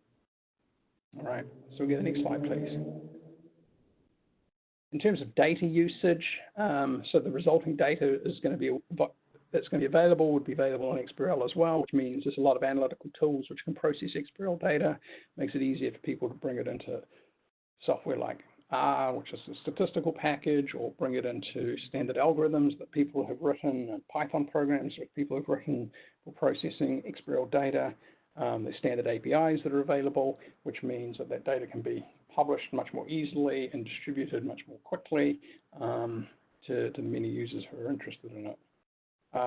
Also, the data model is explicit. That means that if someone wants to support publishing EQR data as an example, or any other data as an example, they can read the taxonomy, they know what's there, they can build tools which can distribute that data faster and easier. I'm kind of seeing the benefits of standards, really. This is all the benefits that come out of standardization. And then, the overall benefit being that the data is available to a wider audience in a standardized format.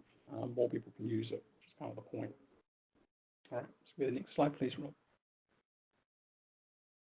So in terms of Xbrl CSV for EQR, if you're looking at using Xbrl CSV and you're looking at the EQR process, just some of the intersection points kind of where it makes sense. So it will allow filing CSV as spreadsheets or CSV files.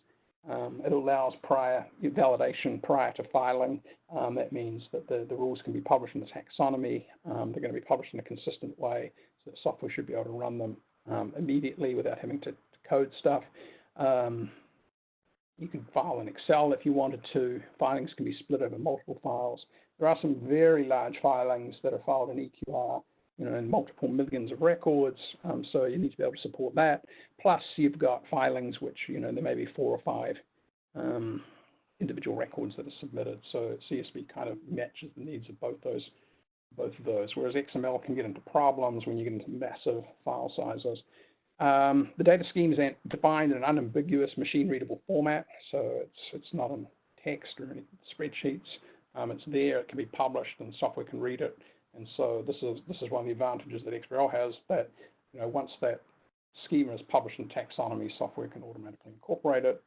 And there is a lot of open source software tools available as well, which means that software vendors can use those to pick them up and incorporate them into their software if they want to, or individual companies if they want to develop their own software.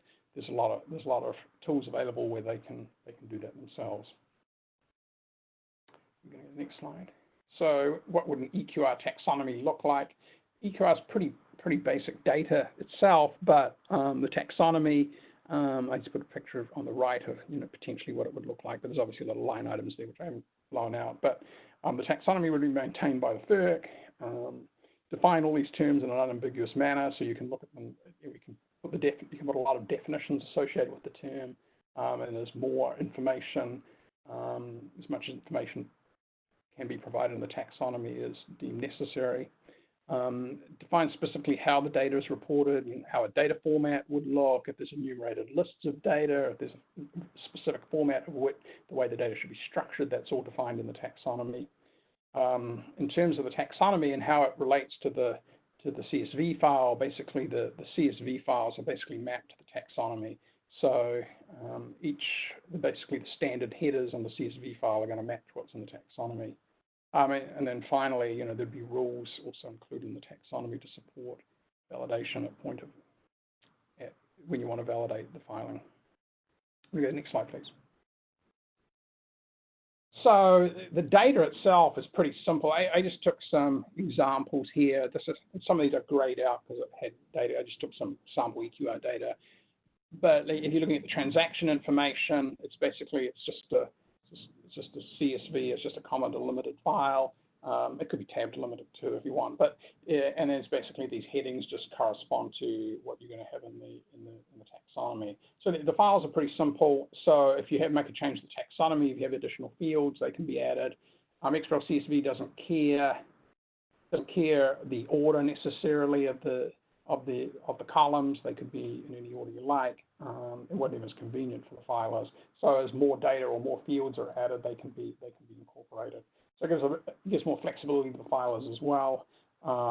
And the transaction information or the identifier information in this case, they can be reported in separate files. But if you wanted to, they could be reported together into the same file as well. But this is just kind of, I just included this and you get the slide. So this is kind of what it looks like, just it's as basic as you can get. But if you get questions about it, at least you've got some information on that. Okay, if you want to go to the next slide, please, Rob. So in terms of a process for Ferc, and this is not what the process is. I need to put this in an example. This is kind of what everyone does. So they publish the taxonomy. The preparation tools are based off the taxonomy. The data collection repositories based on the taxonomy.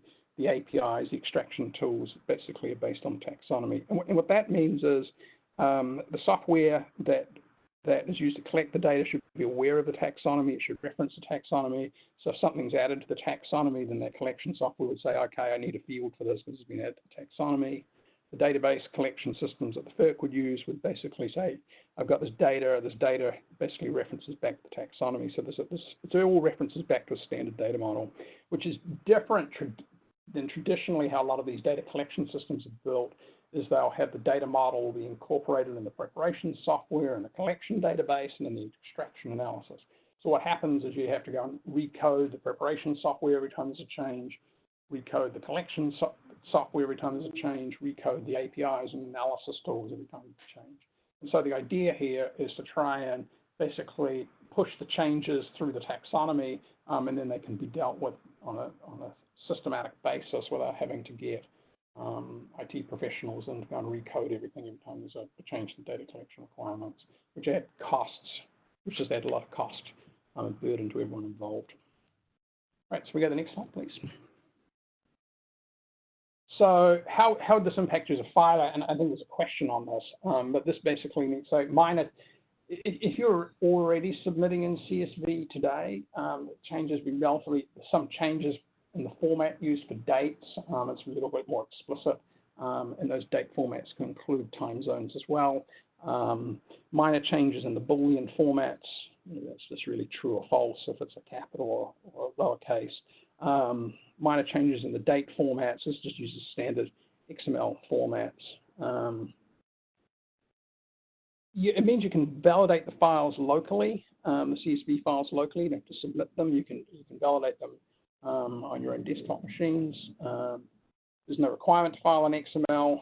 You can also split these files over multiple files. So if you've 5 million transaction records you're reporting, you could put those in 10 separate CSV files if you wanted, which means that you can actually, once they get too large, they can be difficult to manage if you're using a tool like Excel.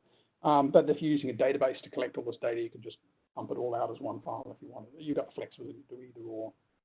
And you don't necessarily need custom software to file. You probably, it really depends on the size and the complexity of the data that you're reporting. You may want to use that, you may not. But there are tools available. If you're particularly technical, you may want to go and do that yourself. Or you may want to, use an existing software provider who supports the standard.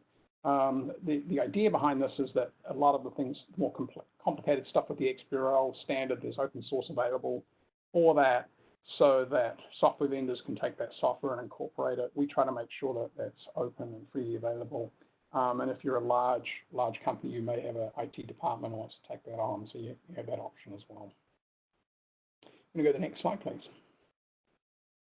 So I put some resources here. If you want to go and learn more about the specification, you can have that. If you want to look about APIs and how you can pull that data in Xbrl, I put a link in there.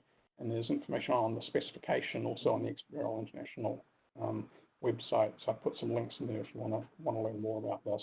And feel more than free after we go through the questions in a minute to reach out to me if you have other specific questions or concerns. All right, I think we've got time for some questions, Rob. Yeah, we're going to take a moment and let people put all of their questions and into the Q&A, queue them up if they want to raise their hands and things like that. So we're going to take just a 5 or 10 minute break.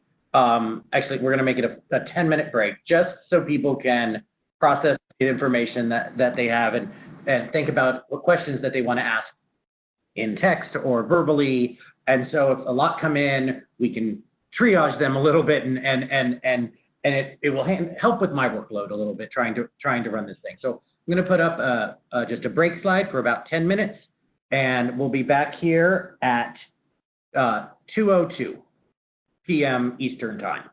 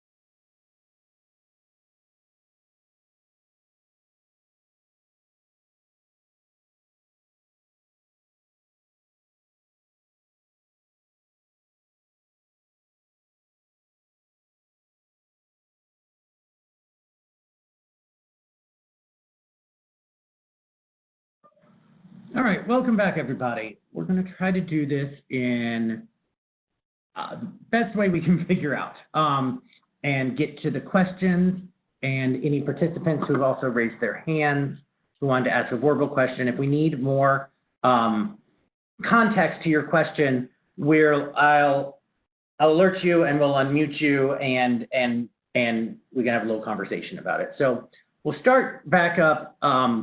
Gary asked a question a while ago about how does Xbrl CSV, quote, allow easier identification of errors by users? Campbell, can you address that? Yeah, so this is really just the idea of the validations being able to run locally so that users can validate their filings before they file. So and there was another question there, and I'll answer that kind of question as well. So one of the things that Xbrl does is it has like standard validation rules that can be used, and so you can, those will be made available from the Ferc. And that's someone asked the question: do you have to purchase or buy software? You could do both of those things, but then there's also open source software. So at some point you're going to have to acquire some software to run the rules. Whether you purchase it or use open source or use software supported by your vendor, it's really up to you. Okay, that went through. I'm going to click off of error detection and correction. Barbara, I'm going to unmute you and give you things because I know you had a couple more questions in here. You're just in the order, and even if just to confirm that we're all good with your questions, and I can mark them as addressed. So go ahead and connect with your audio.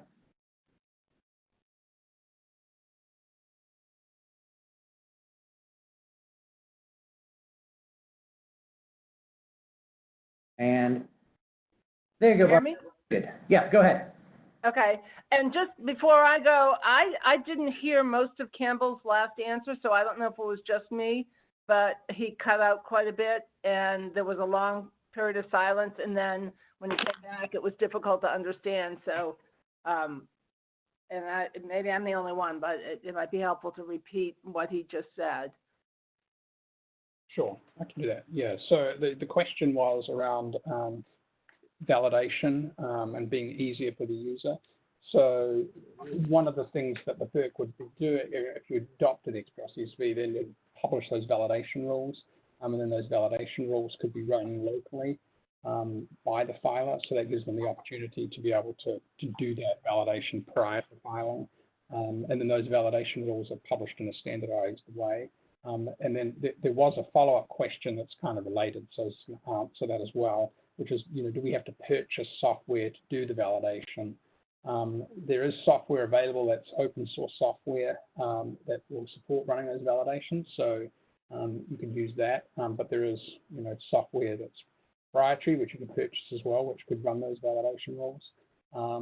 So at some point you have to acquire some software to run the validation. And it's really going to depend on you whether you want to purchase proprietary software to do it, or maybe that software, the software vendor could support that. If you're using a software vendor to prepare the filings, they could take that software that's available and incorporate it in their software and run them. At the end of the day, you will have to run software, obviously, to run those validation rules. However, the actual definition of the rules will be published in a standardized format so that any of that software will be able to run it. And everyone should be running the same rules. So that second question of do you have to either buy or build software to run the validations was one of my questions.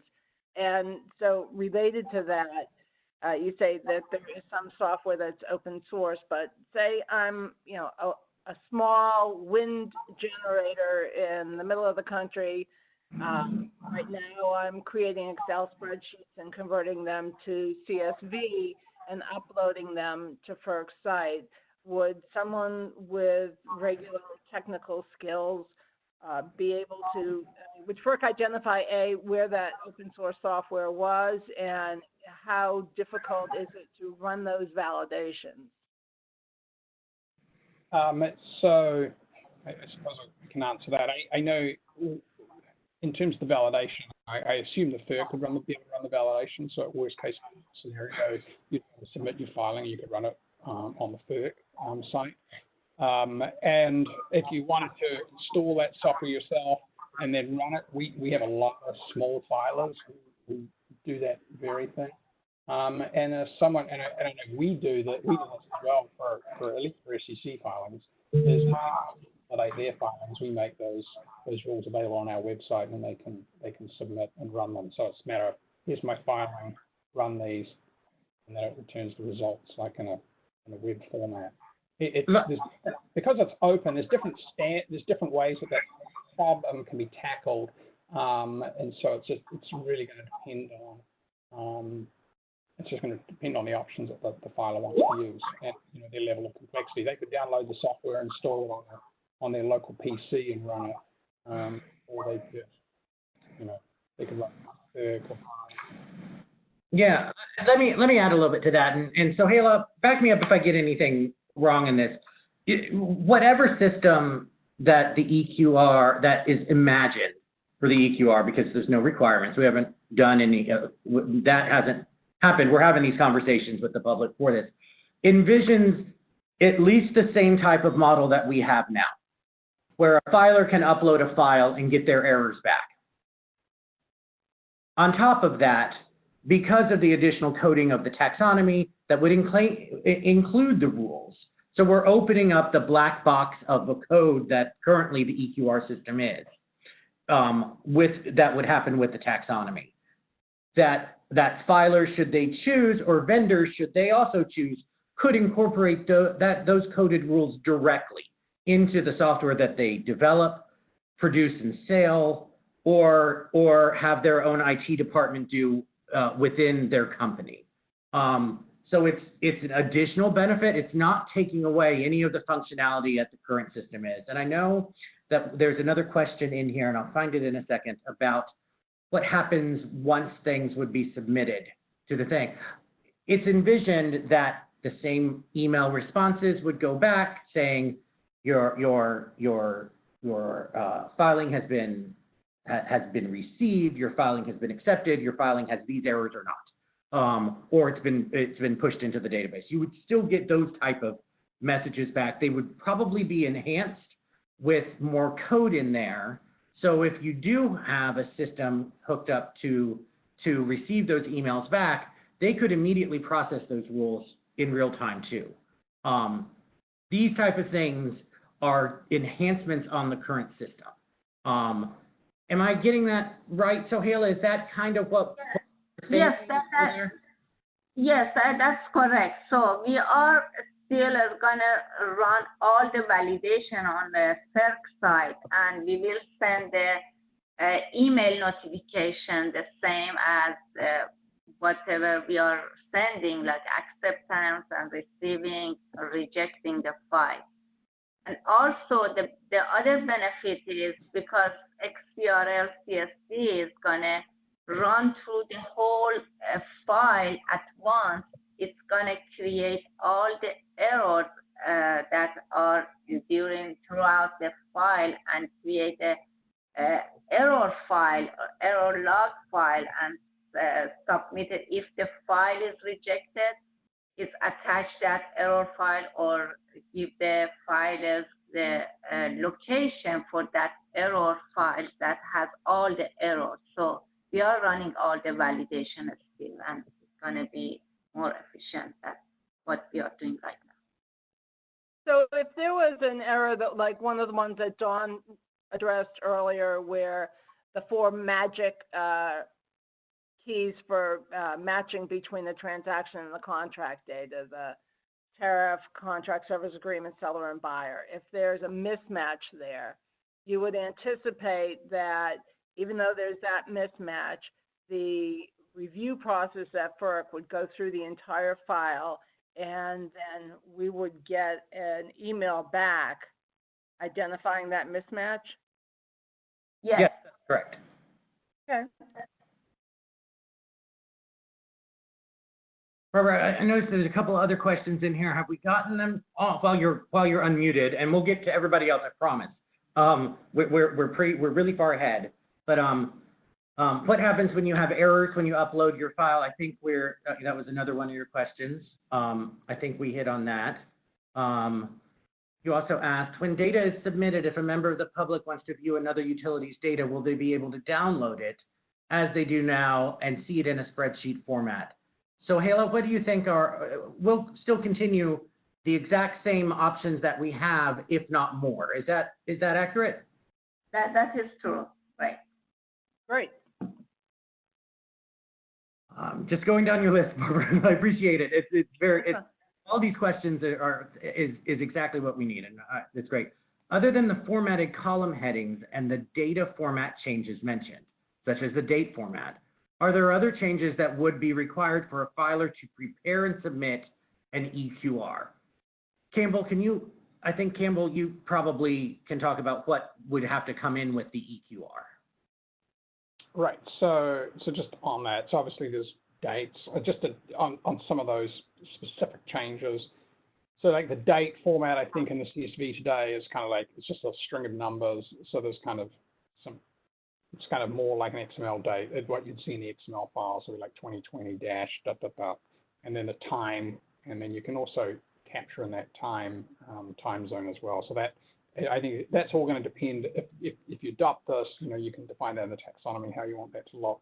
Things like Boolean, I think you have some yes, no's and some of these things now, and they would be Booleans, like a true or false. So there's those kind of changes.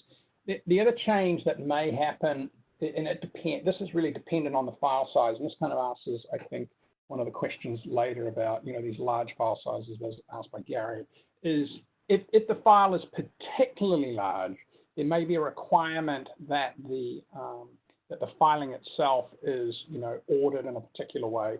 So if you've got if the filing is like millions of records, there may be a requirement that it's ordered in a certain order. Maybe it's ordered by contract, for example.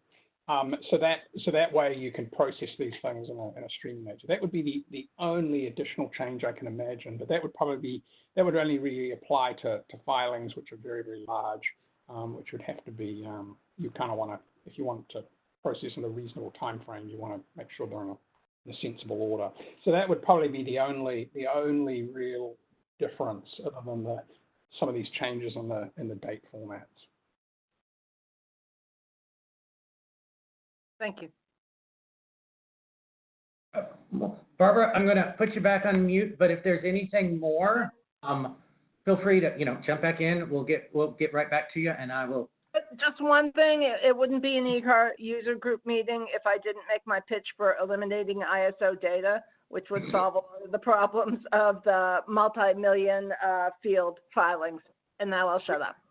We have a question about that coming up soon. So. Okay, good. I'll put you back on mute, Barbara. Thanks. All right. I apologize for going back and forth and things like that, but we're on to Stuart McCausland's question. He asked, what will issues with dates rounding in CSV be fixed? Stuart, we're going to need a little bit more context to this. If you don't mind, I can give you, I just clicked to allow you to turn on your audio options. If you could do that, I'll unmute you and we can discuss your question a little bit better.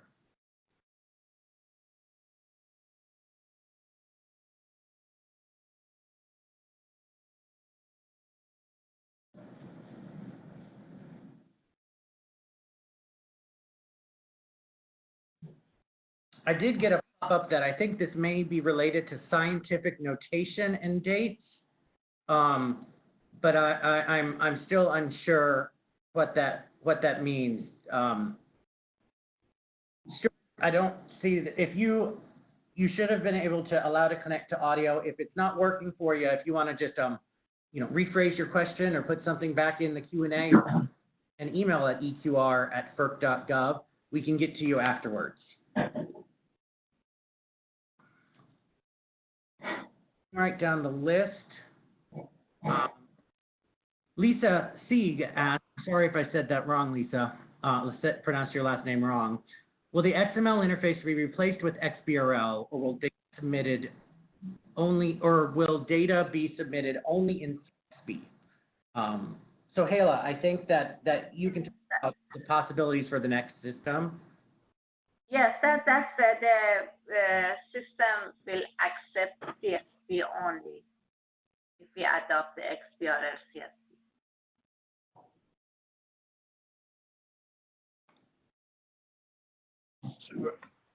Rob, Yes. back to the previous question, I just opened one of these transaction files in Excel, and what happens is the dates come up in a scientific notation, right? It comes up with like 2.0011 to the exponential power, and that's just because of the way the dates are represented in the CSV. So yes, that problem will go away.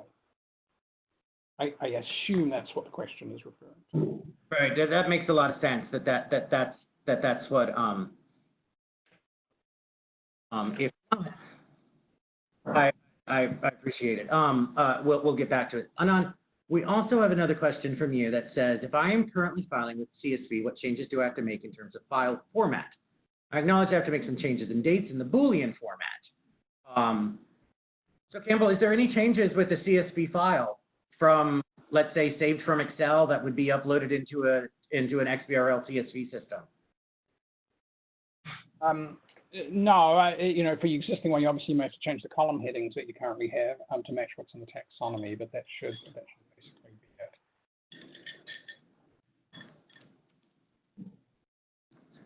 it.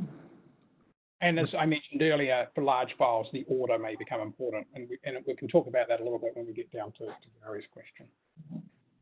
Yeah, we're getting a little bit deeper. So Matt asked, currently Matt resaves an Excel file to a CSV file. Is the recommended process of converting an Excel file to an Xbrl CSV file the same? If so, is this an add-on that simply needs to be installed into Excel to choose an option to require a separate program, or would it require a separate program? So again, for those users that use, Matt's one of those users, those filers that use Excel, saves it as a CSV, probably rechecks it a little bit to make sure everything turned out well and there's no extra rows on the bottom or on the side, and then submits it. Is there would there be any difference in that? No, you should be able to save it straight as Excel, and we just did a demo. We did a little example of this ourselves just to make sure that is the case, and that's exactly how you do it. There's no add-on required. So no added steps. All right, now we're getting into a little bit more deeper questions. So Gary, I can unmute you. I'm going to go ahead and do that, but I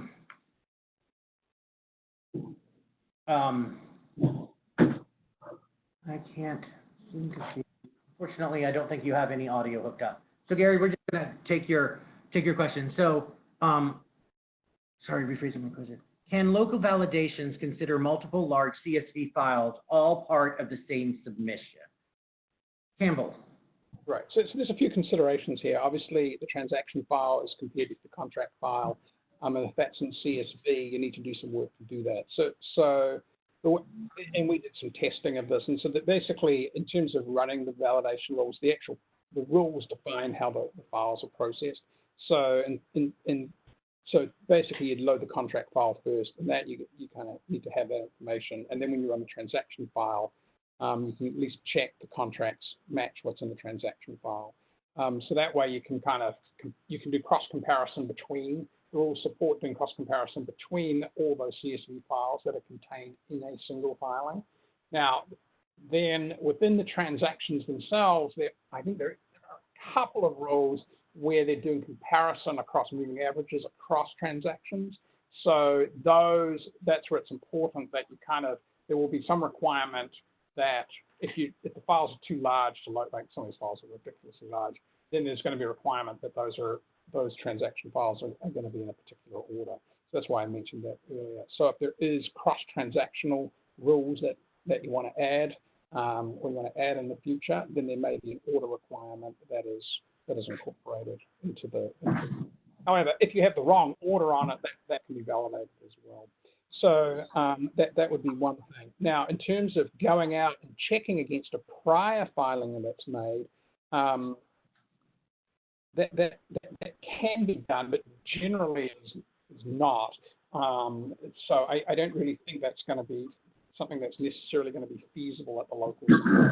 For example, if you're trying to run a validation rule that was saying, oh, let me compare the transactions or the contracts, the previous contracts that are filed in the previous submission, that was actually accepted by the Ferc. That at the moment is not being, that's not something which is necessarily supported. Not to say that it can't be, but that's not something that regulators would typically do.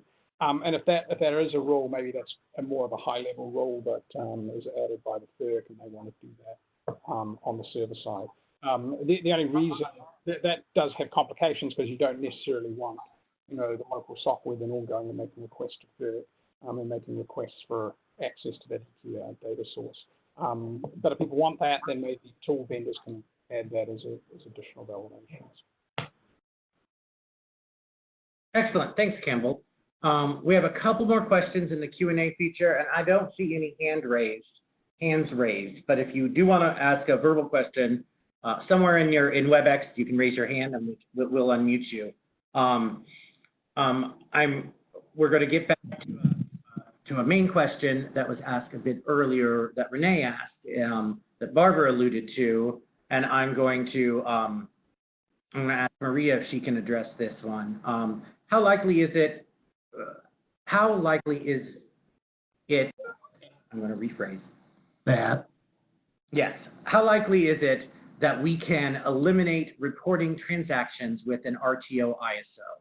This would help address the size of the files submitted, as well as eliminate the immaterial near zero quantities and/or charges.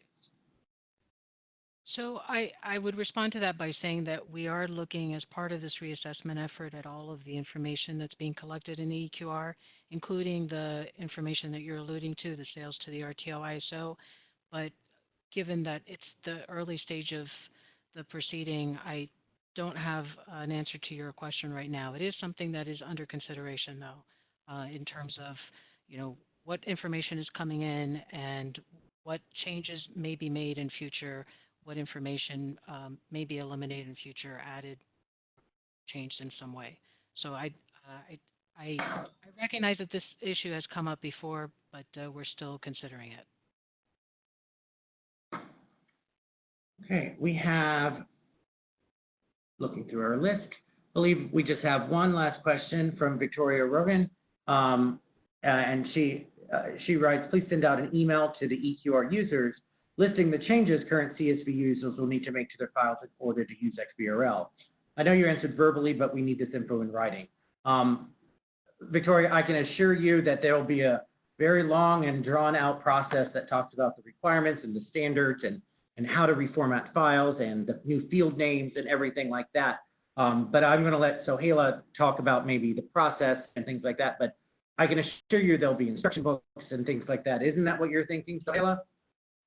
Yes, it will be a long process for that, and we will give ample time for feedback and all of those tech conferences, everything is going to include on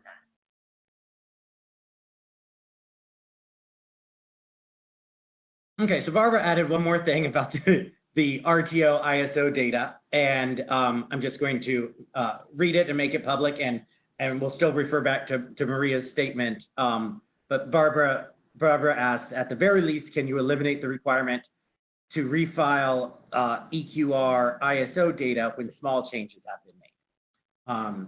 And so I can tell you that, as Maria said, those things are being looked at, and I don't think there's any more things to add. Is that correct, Maria?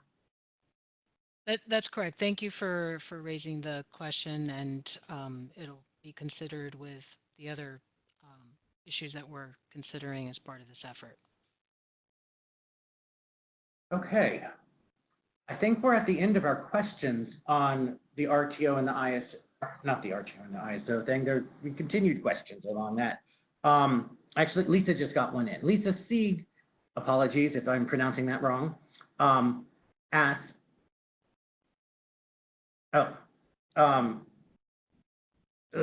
I'll read Lisa's comment. It says companies add the RTO created CSV files by cutting and pasting into the file submitted. It makes sense for the RTO to file that data. Thanks, Lisa. We've noted your comment. Okay, so Hey, Rob. Yeah, Rob, go ahead. This is Jeff Sanders. Let me just jump in here and also point out that what we're discussing here is the collection method, and considering Xbrl CSV as a collection method. Another component of the reassessment project that Sohaila and Marina went over was also the EQR data fields assessment. So we do have more to do on this, and assessing all the fields within the EQR collection and how that data comes in, such as through RTO and ISO. So this is something that is on our minds, and is something we're going to be considering in the future to how we could possibly address it. So thanks. Yeah, and just to reiterate, my colleagues, they're still in the planning stage. This is just more detail about an option that's come up that I believe that they believe qualifies for the large and small filers, preserves CSV, and also adds a lot of additional functionality. And so that's what they're pursuing and wanted to present to you with Campbell's help today. So with that, it looks like our questions have ended on this specific section. We are moving into an open discussion section. So if things happen to come up on this, we're moving into open discussion. And so thanks, Campbell, Marina, and Sohaila. Moving on to this open discussion, we'll take all questions, all comments and things like that, and we'll get to them as best we can for the remainder of our time here. But we do want to get to two specific topics that were raised with the EQR team ahead of today's user group meeting. I'm going to leave up this open discussion slide and encourage everybody to enter more questions in the Q&A. Also raise your hands if you have. But the first of those two topics, I believe Roxana has them. And so Roxana, I'm going to unmute your mic so you can read and discuss the one of the open discussion topics. Hello, everyone. First, I wanted to thank you for everyone who actually joined the meeting, especially for the people on the West Coast. It's nothing like starting your day at 7 a.m. with an EQR meeting. So the first question that we received was regarding agreements that contain provisions that extend beyond the termination date of the contract and the requirement to report this type of contract as the termination date. So the answer to that is that a contract that is terminated does not need to be reported to the EQR after the quarter of the actual termination date. Also, please make sure to report the actual termination date of the contract, which is in field number 24 in the appropriate quarter. So what we end up seeing, all contracts that are terminated that get reported in the quarters after the termination, or we're also seeing contracts that suddenly disappear from the EQR, and we are not able to find an actual termination date in the field 24 of the contract.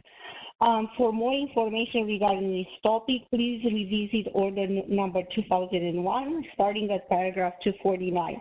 And I think it goes all the way to 321, paragraph 321, talking about expiration and how to report and when to stop reporting an expired contract. The other question that I'm going to address is Christy's question, how to report the adjustments in light of the materiality. So Christy, you said those changes are immaterial. So I'm redirecting you to order 2001E at paragraph 9. And paraphrasing what the commission said there, any changes to an EQR filing must be made by the end of the following quarter, at which time the public utility is expected to file the best available data. Thereafter, the utility shall file only material changes, either as a full refiling or as a transaction with a class name billing adjustment. So you need to first determine the timing, figure out where you are in the timing sequence as discussed in 2001E at paragraph 9. And after that, you need to decide on the materiality of the change. And after that, if you need to report it, go ahead and report it as a full refiling or as a transaction with the class name billing adjustment. That's it for me for those 2 questions. Thanks, Roxana. We have another topic that Dave's going to present. Dave, I'm going to unmute you now and go ahead. Hi, this is Dave Langenfelder. I too would like to thank everyone for participating in today's EQR Users Group meeting. This was a question that we had received prior to the meeting in the EQR Users Group mailbox from a filer. And they ask, what is the process if the EQR portal is down where you cannot make a 5 p.m. filing? And what should a filer do, if anything, if it submits a filing but does not receive an acceptance email by 5 p.m.? Typically, the Ferc EQR and IT team will post system outages on the Ferc website. If you submit your filing and do not get a response from the system, please wait until the next business day and check the status. Sometimes the system experiences delays on the last date to file. If you haven't received an acceptance or rejection email by this time, you can contact Ferc Online Support at ferc.gov or eqr@ferc.gov to get a status update of your filing. Again, if you have concerns about your filing, feel free to reach out to the EQR team for guidance. We're here to help you. Thank you, and that concludes the response to that question. All right, thanks, Dave. We're going to, if anyone has any questions or comments specific to Dave or Roxana's topic, any of the previous topics, anything that hasn't been covered, and I know we have one waiting in the Q&A, we're opening this up to any and all questions, comments or topics that you want to take our time with and discuss. And fortunately, we moved pretty fast today, so we have a good amount of time and may be able to finish early. I do want to quickly go back to a question that was asked at the end of Roxana and Maria's presentation that Chrissy Zappia, I believe I'm saying that correctly, asked. If a company has historically reported negative sales in their EQR filings, do they need to go back and resubmit the filings if the negative sales are immaterial? I know that Barbara tried to address this, but I do want to give some Ferc staff a chance to do it. So I'm going to ask Roxana or Maria, would one of y'all unmute and maybe address this question? Rob, I already answered, and I think this is the question from Christy regarding reporting billing adjustment if it's a material change. So I already addressed that on the second part of my response. Oh, you added it to there. I apologize. Thanks so much. Yes. So we'll get back to current questions. And I know that Gary submitted a question, and I'll read it out loud. Gary Kravitz. Years ago, contracts data was co-opted for the reporting of capacity reassignment, such that the fields don't really align. Is this pain point, Gary's words, under consideration in the reassessment? So Maria and Sohaila or someone who has more knowledge about the reassessment, if y'all could answer this, that would be lovely. Yeah, this is Rob? Sohaila. Oh, sorry, go ahead. Oh, right. Yeah, as we discussed, this EQR assessment project has 2 paths. One is actual data collection method, and one is the data field, the actual data field collected by Ferc. So those that we will, on the data collection, on the actual data field, we are reassessing each data field that we are currently collecting. We are reassessing those, and we are reviewing and see what improvements we need to do on those data fields. And this is going to be another one of the consideration for that project also, the capacity reassignment. But Maria, if you want to add more. No, thanks, Sohaila. That yes, in response to the question, transmission capacity reassignments will be considered along with the other information that's being collected.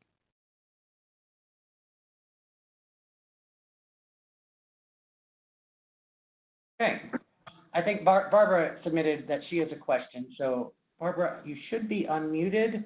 Unmute. Okay, can you hear me? Yes, that should work. Go Okay, ahead. great. I just had a question/comment on Roxana's discussion of contracts that disappear from the contract section. And it's my understanding if a contract has been assigned or novated but not terminated, so you assign it to another company, that you should not put an actual termination date in.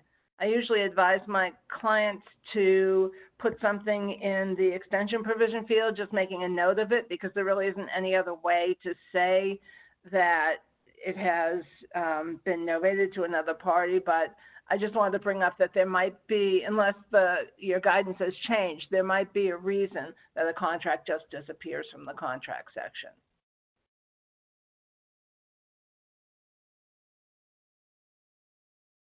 Thanks, Barbara. Appreciate that. Roxana, I'm going to unmute you just in case you have something more to say. I know that you called in differently, and I don't know if you have a comment and can't unmute yourself. But yeah, thank you, Barbara, for bringing that up. Yeah, I was looking at the paragraph 3-21 that indicates that when a contract actually terminates, it has to be reported. But you are right, we don't have a specific field that capture the novation of the contract. Right. So that would be, and again, we don't have a lot of free text fields in the contract section where the market participants can add that.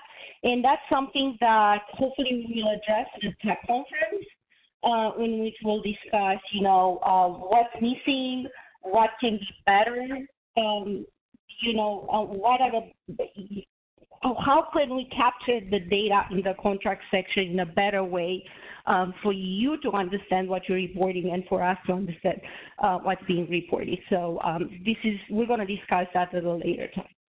But thank you for mentioning this.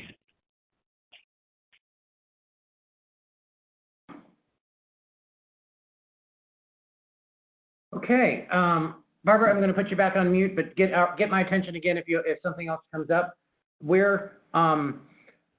It looks like we're at the end of our questions and comments. I'm going to give maybe about another 30 seconds because more than that tends to draw on, and just make sure that no one else has anything more to add to this. And I'll invite our staff. We'll turn it over to Jeff in a minute if no one has any questions, but if there's anybody at Ferc that wants to make any additional comments. And if I missed anything, please send in another question, and I apologize if I did miss something. And I apologize for you having to listen to me drone on for 6 hours today. So I don't see anything coming in. So I want to thank everyone for a good discussion and say we've come to the end of our meeting. I'll turn this over to Jeff Sanders to close us out. Hey, Rob, thank you. And thanks to everyone for participating in today's meeting. I think, wow, this is really good discussion on some topics here. I think we learned a lot, and I hope folks learned a lot and feel like the updates were worth your time. We appreciate you taking time out of your day to join us, especially like Roxana said, for the folks on the West Coast waking up extra early for us. And especially I want to thank the EQR team that presented today on all the various topics and all the work that was put in to prepare for our first virtual user group meeting, and also Rob Hudson for hosting the meeting today. And thanks to Campbell Pride from Xbrl US for joining us and giving a perspective on Xbrl, on how Xbrl CSV could work as we consider future options for the collection. So the presentations today will be available on the Eqr webpage for future reference. And we will be looking forward to having a future user group meeting and continuing this dialogue down the line. So thanks again for joining and spending your time with us. And with that, have a good rest of the day. Thanks, everybody.